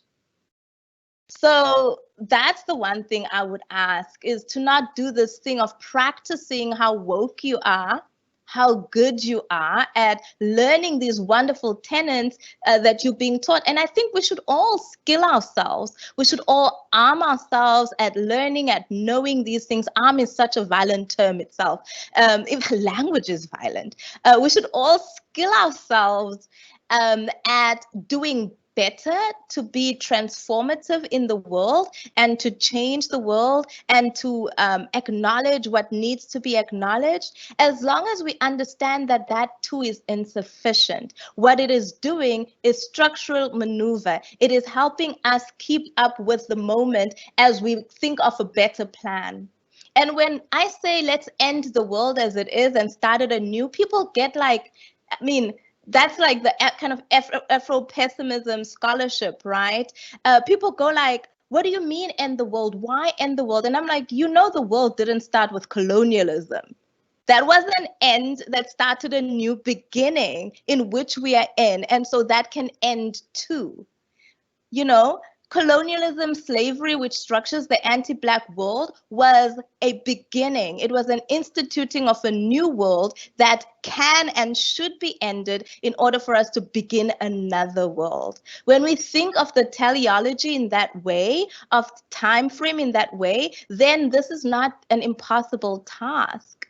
So the only thing I can say looking in is, yes, please learn so much about your positioning, which you already understand. So I'm not quite sure what there needs to be learned there, except perhaps the tools to mitigate some of the violence that white people visit upon Black people every day by being anti-Black, whether overtly or covertly, but rather participate and join us in shifting and changing and transforming the world altogether that has been instituted and structured by colonial slavery and that continues in its afterlife to this day. Thank you, Mandisa.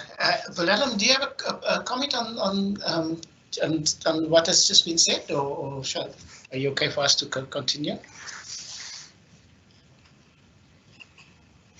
You muted.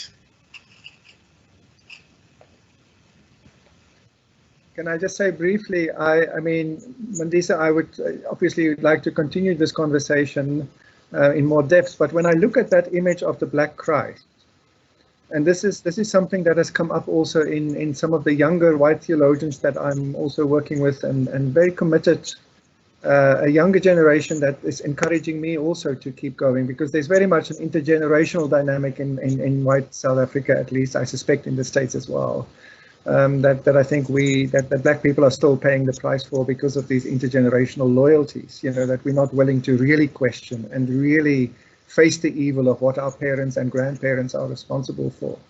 That as an aside, but I'm intrigued by that image, to have a Black person as the Christ figure. What does that mean for me as a white person co-responsible for the suffocating crucifixion? Does that mean, amongst many other things, that I cannot be saved by, as long as I can only be saved by a Black person? That it's not me according humanity to you as a Black person. In fact, it's the opposite.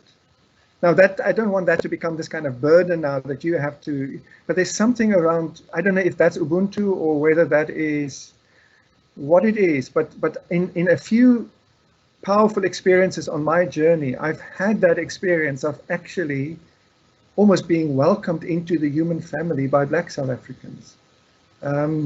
Like people like I've already mentioned, Pumla Kuboda Madikizela or Themba Lonzi, or people that I'm now Arianda and New Yorker, and people that I'm working with, that in that relationship, it feels like my humanity comes alive in ways that it's not possible in the white kind of world.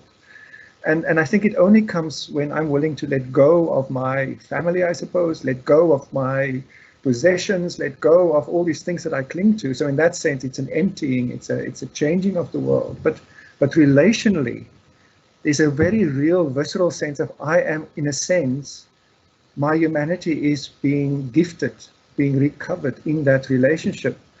And I don't know, I'm probably having blind spots around that, but it's almost like the reversal of this white arrogance, this kind of white missionary mentality. It's actually the opposite, that I am being saved in relationship with Black South Africans. And in that sense, the figure on the cross represents that. But I don't know, but that gives me also a message of hope and inspiration to fellow white South Africans. This is not just about, morally condemning people. It's about an invitation to become human in this new world where we're not defined by the legacy, the long shadow of slavery and anti-blackness. And that for me is important to draw people into these processes. Thank you, Wilhelm. I think we will continue this fascinating conversation, and by including some of the questions coming from our the people listening in, and let me just say, like the last count, we had 690 people tuned in, and that's amazing. And I'm really encouraged by that kind of response. So the first question, and I'm throwing it out to all of you to comment on. Some people believe that progressives, and we've kind of touched on this, are even more dangerous than whites that are openly racist. You referred to it, Wilhelm. Being a white progressive myself, how do I work toward not doing more harm in relationships with people of color? Could you offer what mindsets, mottos, or ideas can help with this? And I'm throwing it out to the panel. Well, I would love to take that one because my next book is coming out and it's called Niceness is Not Courageous, How Well-Meaning White Progressives Uphold Racism. White progressives are my specialty because I'm a big old white progressive. So first of all, let me explain that statement that white progressives may cause actually the most daily harm. Mandisa mentioned Richard Spencer, who is an active white nationalist. And I can only imagine that to come across a Richard Spencer may be somewhat unsettling or terrifying. But odds are, on a daily basis, Black people are not coming across Richard Spencer. They're coming across me and Wilhelm and the people serving the food and the co-workers at the nonprofit on a daily basis, at the university, faculty and students. We are who you are interacting with. We are the co-worker or the colleague that sends you home, having to agonize all night whether it's worth it to try to talk to us or not about that slight or that indignity or that undermining or that assumption that we unconsciously made, that microaggression, and most of the time deciding it's actually not worth it because I got to get through the day and I got to take care of my family at home. And result is higher blood pressure, higher heart disease, higher stress levels. That's that kind of policing the boundaries that I think white progressives do by our defensiveness or our hurt feelings or all of the ways that we don't openly receive that feedback, and that's your assumption, is that we're not going to openly receive that feedback.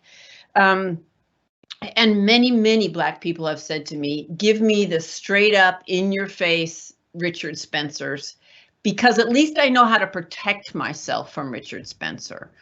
But you're smiling in my face, but there's a knife in my back. I'm still being undermined. I'm being gaslighted, all of this. So my thought about what we can do, because it's not about, when I'm sitting with my friends, Edwin is a beloved and dear colleague and friend of mine. And when we sit together, I am aware that he is a man of color. I'm not sitting there fighting feelings of conscious anti-Blackness, but it doesn't mean I don't approach the world through a frame of anti-Blackness. And it doesn't mean that it might not come through in subtle ways. Subtle to me, maybe not to Edwin. And so let me use an example of Harvey Weinstein. I think we might confidently say is a misogynist. right? Harvey Weinstein, do everybody know who he is? Okay. And, you know, he didn't assault every woman he came across. He was married to a woman, he had proximity, but he still had deeply internalized, I would say, contempt and misogyny towards women. And if I was hanging out with Harvey Weinstein, I'd probably feel it on some level. Okay, now he's an amplified case. I used him because he's so clear to see. So what would I want Harvey Weinstein to do? I would want him to deeply examine and challenge his internalized misogyny, to be honest, to look at it directly, to admit his contempt fundamentally for women and his lack of respect and his sense that women are there for him to use and abuse. And what version of that do I have within myself around anti-Blackness? And can I look at it deeply? Can I examine the trajectory of my life and the messages and ideologies I've internalized that come out in my relationships, even as I go to lunch and smile and have warm regard across this relationship? So I think that's one thing that white progressives can do. We can also show our progressiveness and stop telling about it. You know, it's really up to Black people to decide how progressive I am, how much of an ally I am. That's not really for me to do. So what am I actually showing? Am I someone that you could talk to, that you could give feedback? Who am I accountable to, right? How do I know how progressive I actually am when things get hard or uncomfortable? These are some of the things that I would offer for a white progressive to grapple with. Thank you, Robin. Wilhelm? Oh, muted. Let me just say briefly, and I mean, I think that's a very helpful focus on what we as individual progressive whites can do, trying to be progressive. But I think the biggest challenge I find in South Africa is the kind of liberal tradition, which is very individualist. And so it seems to me that what we as white South Africans need to do is to cultivate a systemic historical awareness. And that's what I was trying to show with those two images, which is, and in terms of restitution and responsibility, it's not about me as an individual only, it's about me as a member of a collective that was systemically, over generations, privileged. And that I have a responsibility in my lifetime to do as much as I can in relationship with fellow Black South Africans to address those legacies and not to expect gratitude for that. It's about restitution and justice, but that it's intergenerational, it's systemic. That's the awareness that we need to cultivate. Thank you, Wilhelm. Mandisa, do you have a comment on that?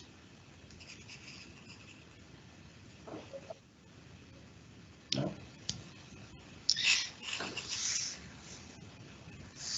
Okay, there we go.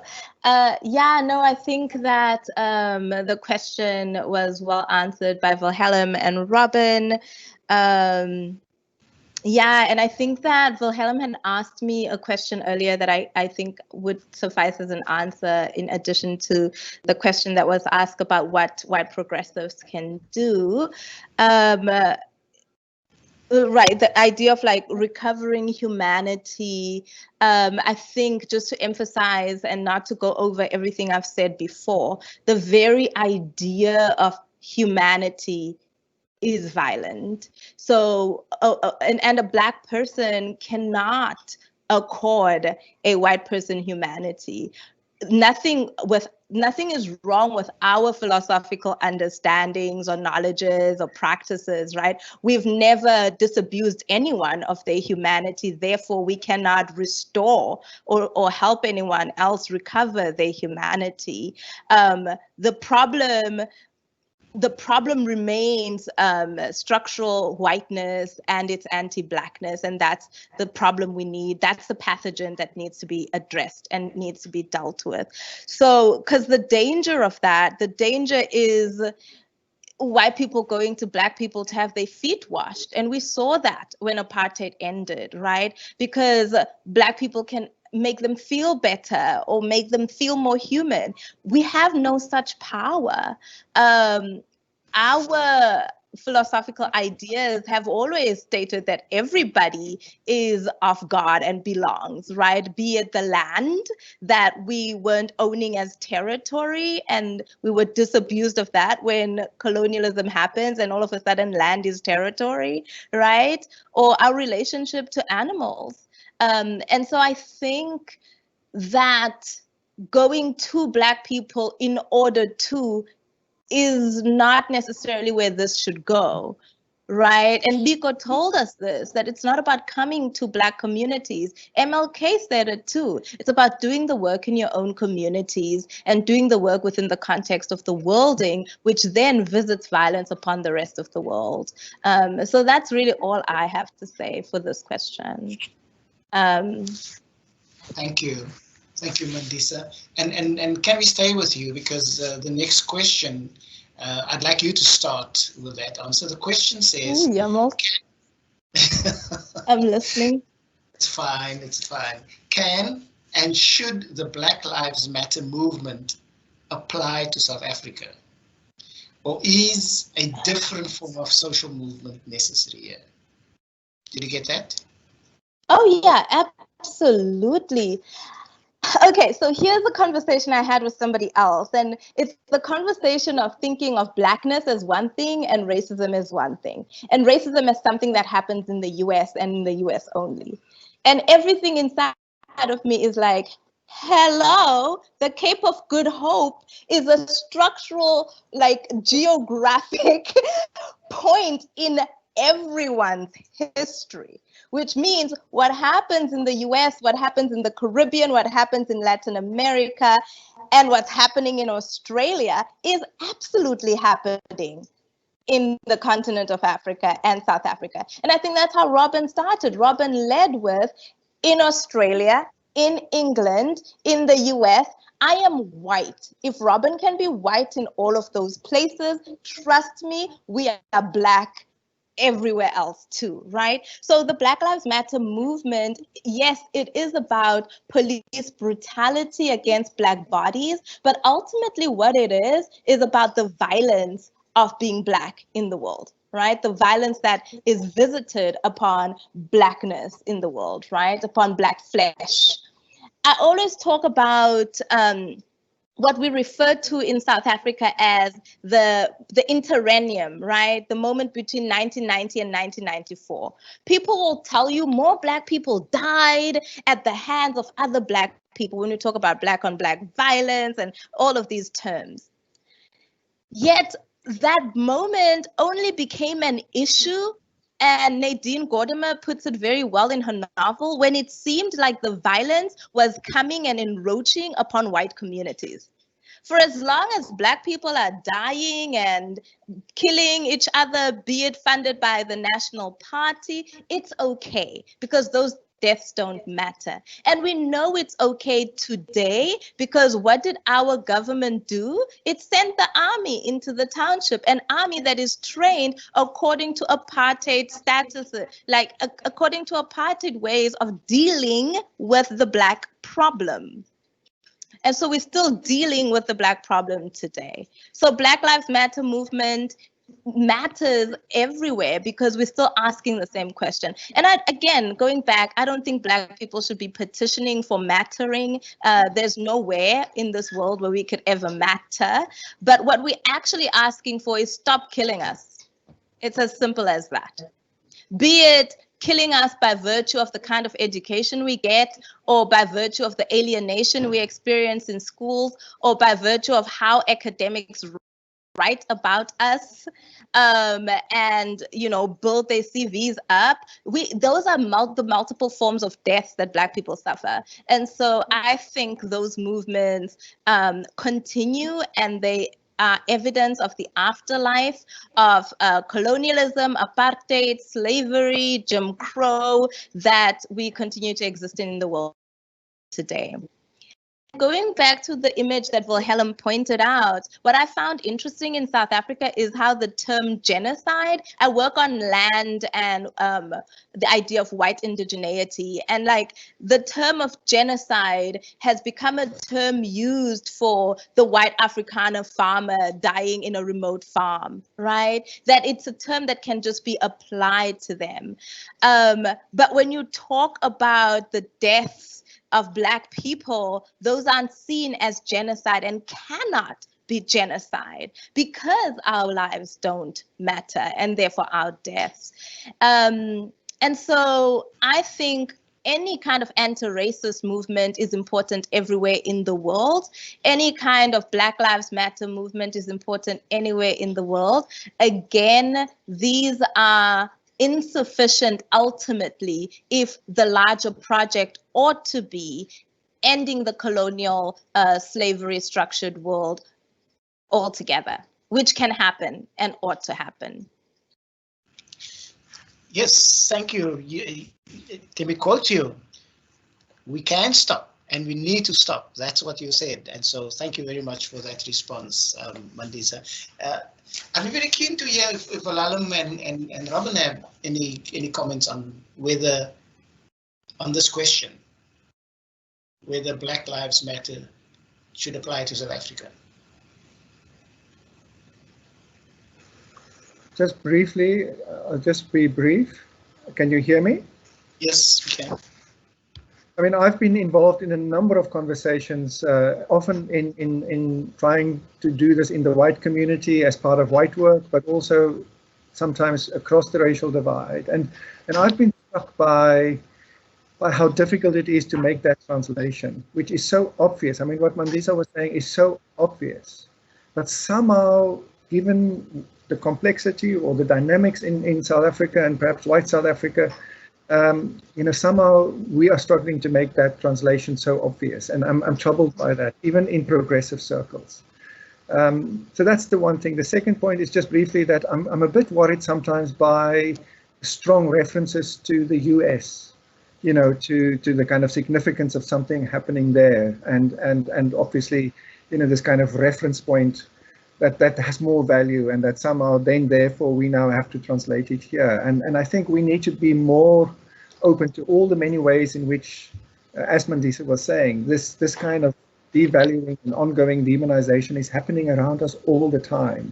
And why is it that, like, you know, like Kupano Repele was saying yesterday about the difference between Marikana and George Floyd's killing, you know, like, why is it that this one case has been given so much prominence? So I think it is big questions we have to ask in South Africa, and to make sure that we actually do this work here in this context. Thank you, Wilhelm. Wilhelm, there's a question for you, and I think this is a critical question when we talk about having a critical dialogue on racism and inequality. You spoke about restitutional relationships. And the questioner wants to know, what do you mean by that? And the questioner also says, what can we learn from how Germany made restitution for the Holocaust? And still they are, in case we don't know, they still pay restitution, whatever you want to call it, to Israel, as we speak. And you know, how does that play itself out in South Africa? Because it seems as if we're treating, says the questioner, apartheid as a moment in history, but now we've all moved on. Well, thank you to the questioner. Am I unmuted? Yes. I mean, I think when I look back at the time when we worked in the TRC, I mean, I was quite involved in the Truth and Reconciliation Commission, and when I look back at that time, I'm thinking what a lost opportunity that we zoomed in on individual, and perhaps the media contributed to that, but we zoomed in on individual gross human rights violations, but we didn't use that opportunity sufficiently to focus on the institutional and the systemic and the historical violations, so that I now find that when people speak about the TRC or even speak about history in the white communities that I move in, there's very limited historical awareness around our basic white as a beneficiary. You know, the Land Acts, you know, all the different racial legislation, you know, and how that's been transmitted intergenerationally. You know, it's quite convenient to say after 94, you know, let's move on, or we pay taxes, you know, and that's being spent, you know, in a disproportional way, or, you know, it's being used for corruption. And, you know, so we complicate the question. But historically, it's so clear that we have huge benefits for just being white, intergenerationally transmitted. And with that comes responsibility to share, to give back, to not do charity or to ask for some kind of medal as being a good white or whatever, or to say now I'm uplifting the poor. It's about restitution. So morally speaking, it's about trying to contribute to address the consequences, knowing that in my lifetime it can never be fully addressed, but it comes with responsibility, not with a kind of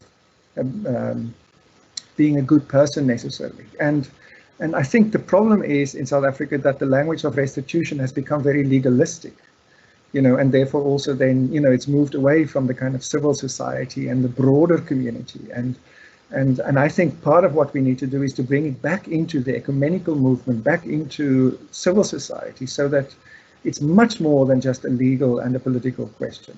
And that's where the land question, that's where the sharing of our wealth and our privileges, that's where that question really becomes urgent. And I feel we're not doing enough to talk about that. And unless we do that more focusedly, how can we expect to have dignified or sustainable relationships across the racial divide? Because actually this is not sustainable if we keep on doing things in the way we are.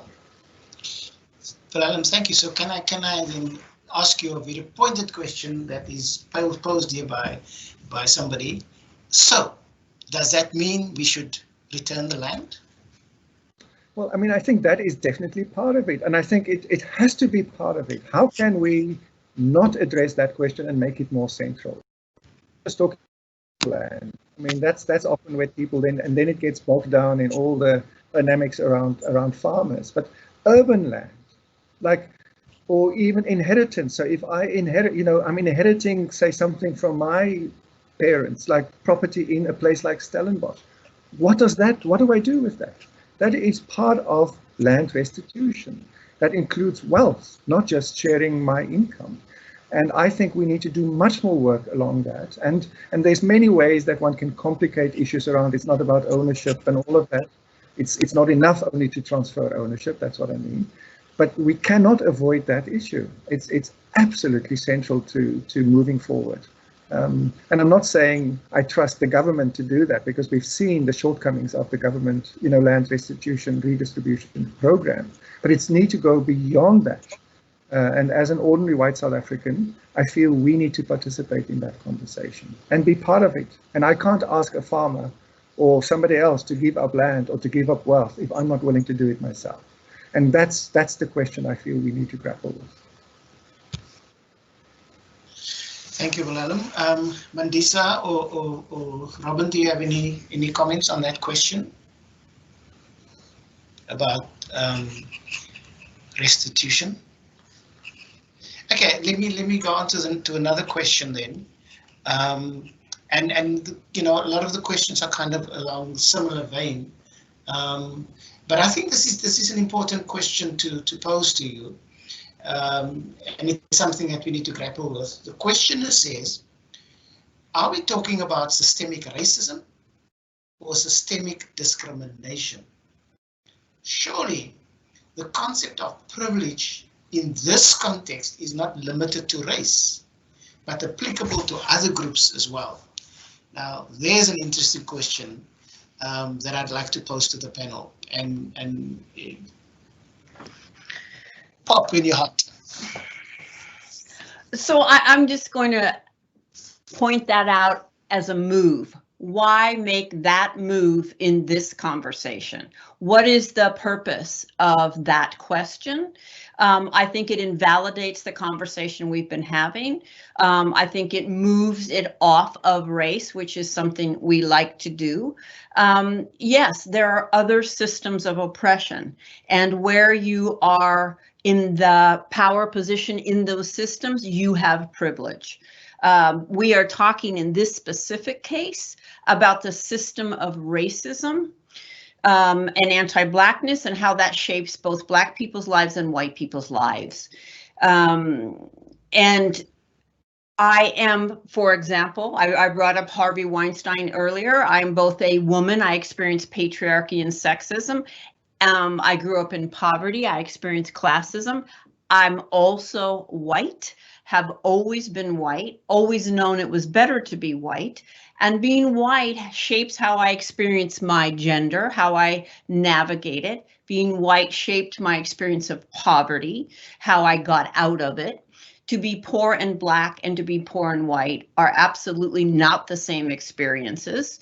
And so it's on each of us to say, well, how did all of these positions and their intersections, that's a concept that legal scholar Dr. Kimberly Crenshaw offered to us, how do they all manifest to uphold racism? So I don't want to change the channel. That move is called channel changing, and I don't want to do that. So I'm going to call that as a move.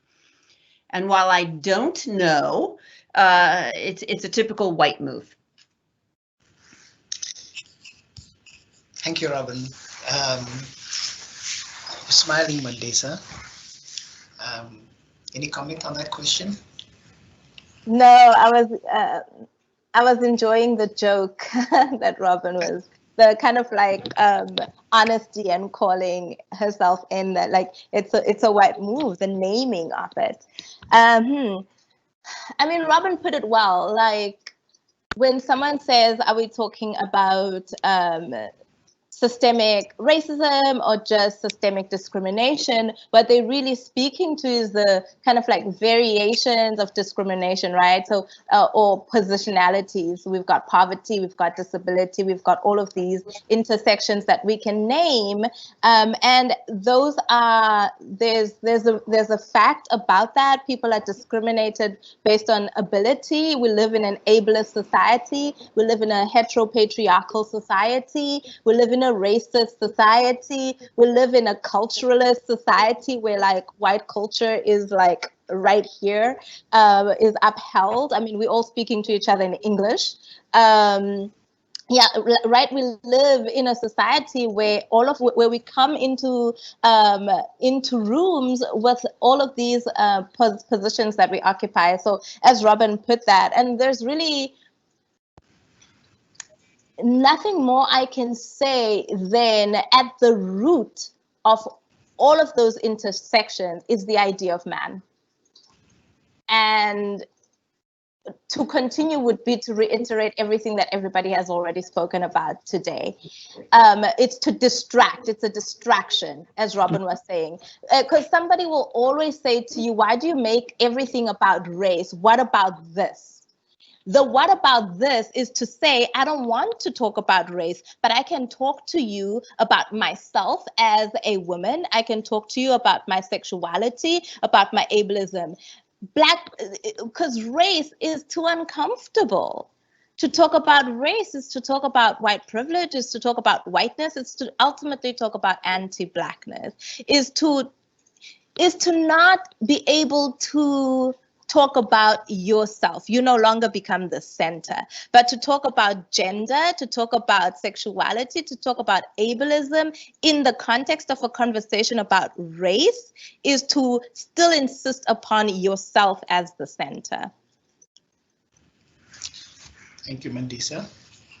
Wilhelm, do you have a comment on that? And then there's a question that was seemed to be directed to me. And I'll tell you in a minute why I'm not qualified enough to answer this question. But here's the question to Stanley. Sisonke Mzimang raises the politics of cross-racial friendships in her work when she critiques Mandela's Rainbow Nation and ideas around reconciliation. Maybe because I work for the Institute for Justice and Reconciliation. How do we negotiate authentic cross-racial relationships as white South Africans? Now, maybe we should do something about the light here, because if you look carefully, I'm actually not white, but I do have a comment on that. But I'd like to hear from Wilhelm and Robin. How do we negotiate these what this person calls cross-racial relationships as white people? Well, I'll start briefly. I think I'm unmuted.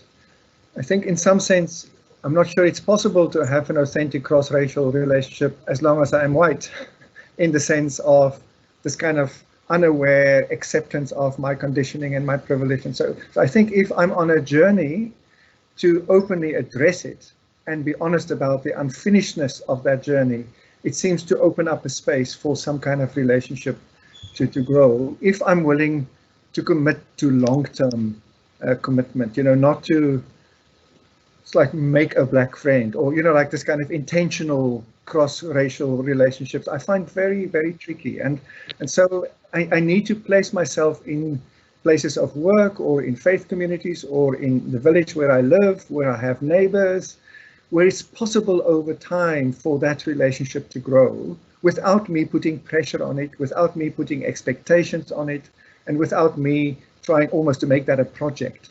And while I'm doing that, to make sure that I'm doing the work of re-educating myself, of making sure that my actions and my commitments are at least trying to contribute to social justice and historical responsibility. And when there's integrity and authenticity in that, I think people can sense that. And then I found that there's been a welcoming and a space where I would be always cautious to use the language of friendship, but because it's such a deep word, but something along those lines start to emerge, and I find that deeply, deeply meaningful, and very challenging, because there's so many pitfalls, and I still say things and I do things that trigger people and that I'm not always aware of, and to just be okay with that, and like Robin said, to be willing to be challenged and to say, not to become so defensive, or when I do become defensive, to find ways to go and work with it without taking it out on the person of color. But that kind of long-term, almost restitutional cross-racial relationships is what I feel drawn to, and I see glimpses of that in a number of relationships, and it's precious. Thank you, Wilhelm. Robin, any comment on that? Thoughts. I mean, one is to remember always that we bring our histories with us, and they are histories of harm. So yes, I am Robin, your individual friend, but I am also, Robin, your white friend, and I bring the history of my group with me into that relationship.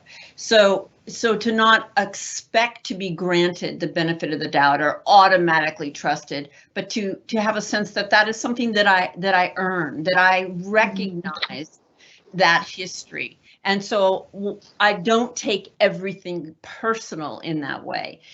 The cross-racial friendships I have, the reason that the Black people in my life trust me is not because I never manifest any of these dynamics we're talking about, but because when they do manifest, we can work through them. That is what they have shared with me that they're looking for. Where can we go with you when this inevitably surfaces? And it will inevitably surface.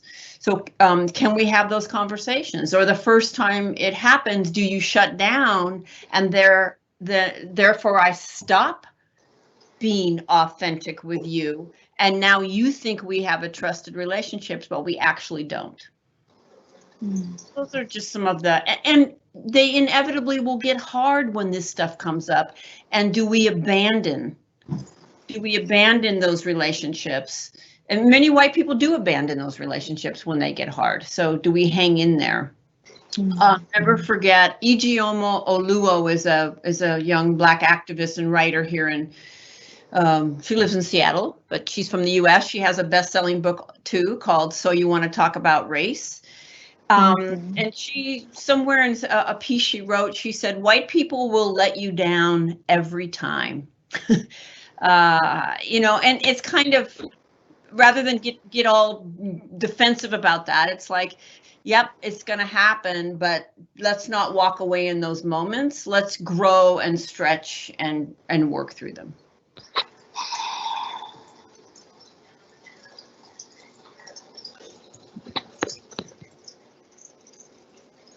Mandisa, any comments from you on that one? Okay, I feel like they've said everything they need to say. I mean, I feel I always lead with that. I'm muted again. Okay, no, I'm not. No, I feel like I always, okay, this time I wasn't. I feel like I always lead that way, but I think that cross-racial relationships happen all the time and have been happening.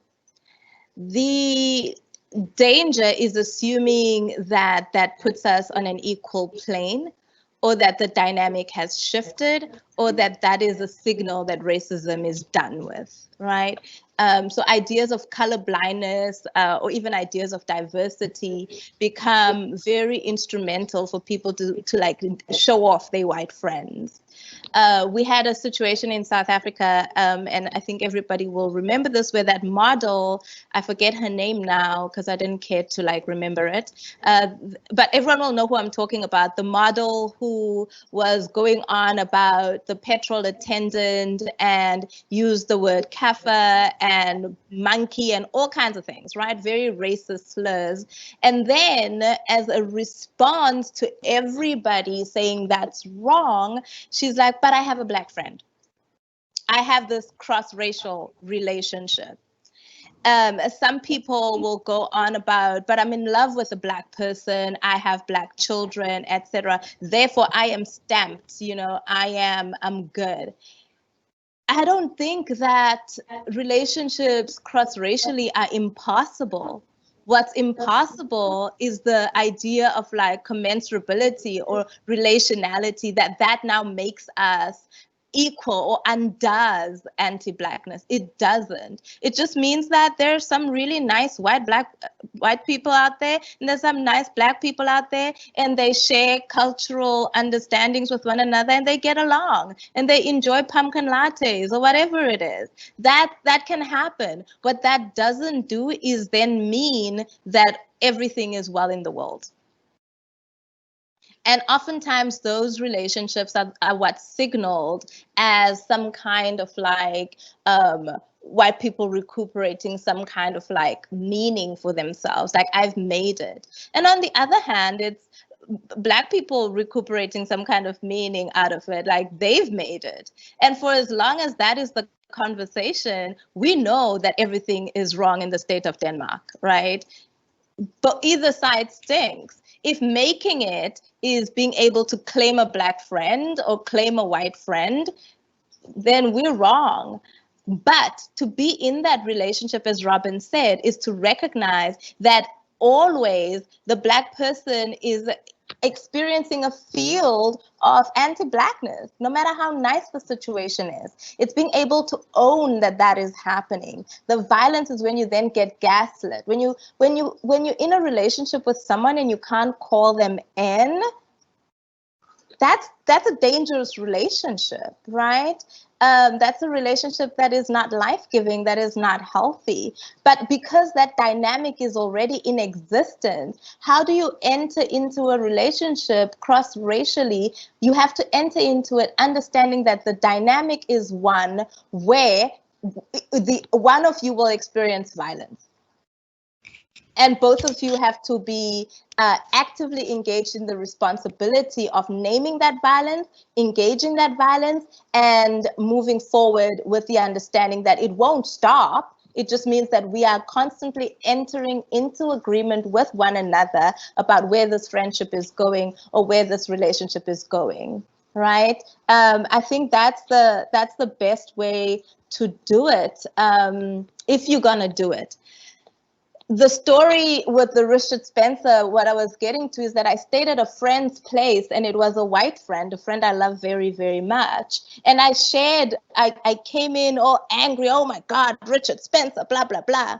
And she acted shocked the first time.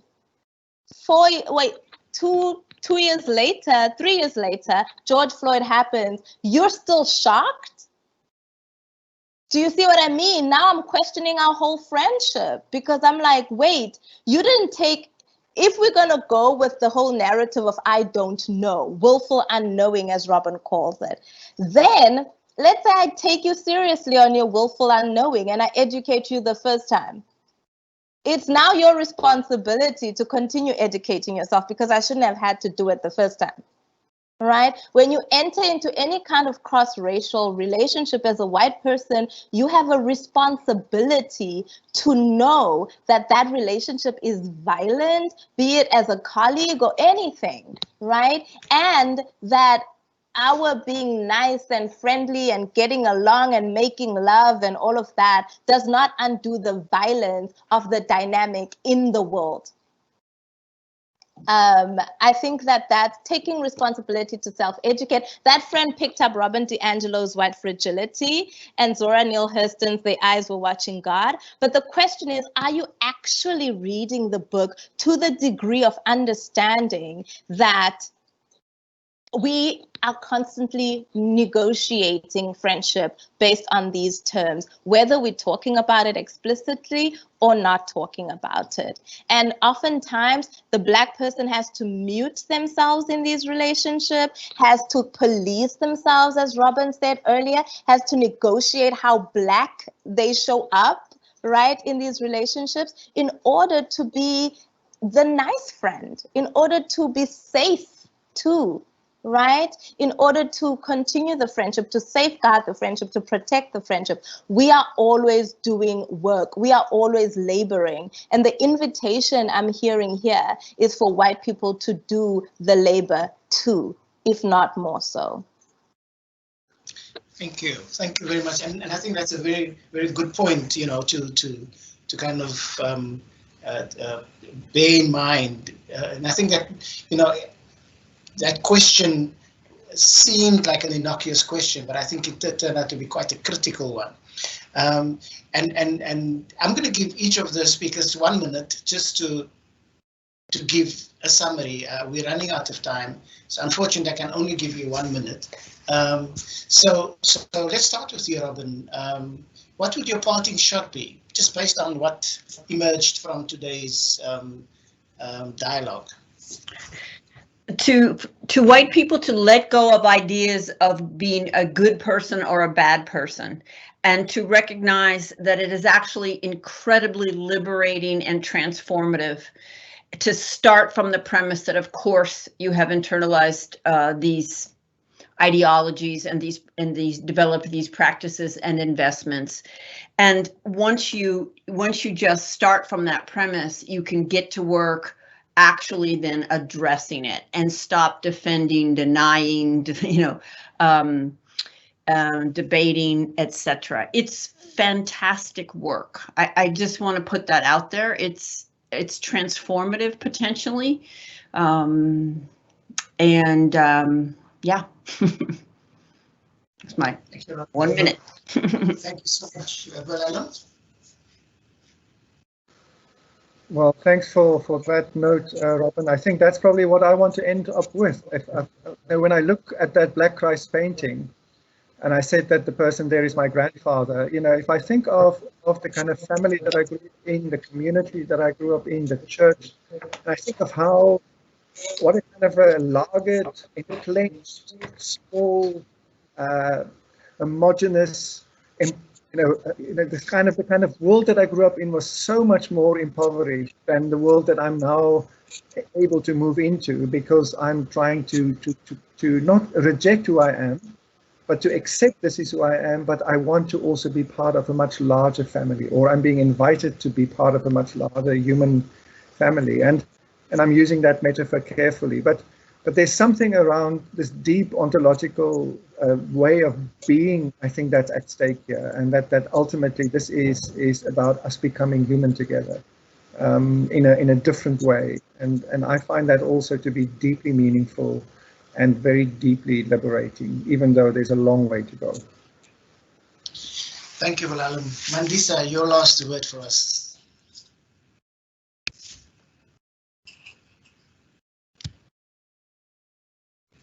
You are muted. Yes. Okay. There's a long way to go.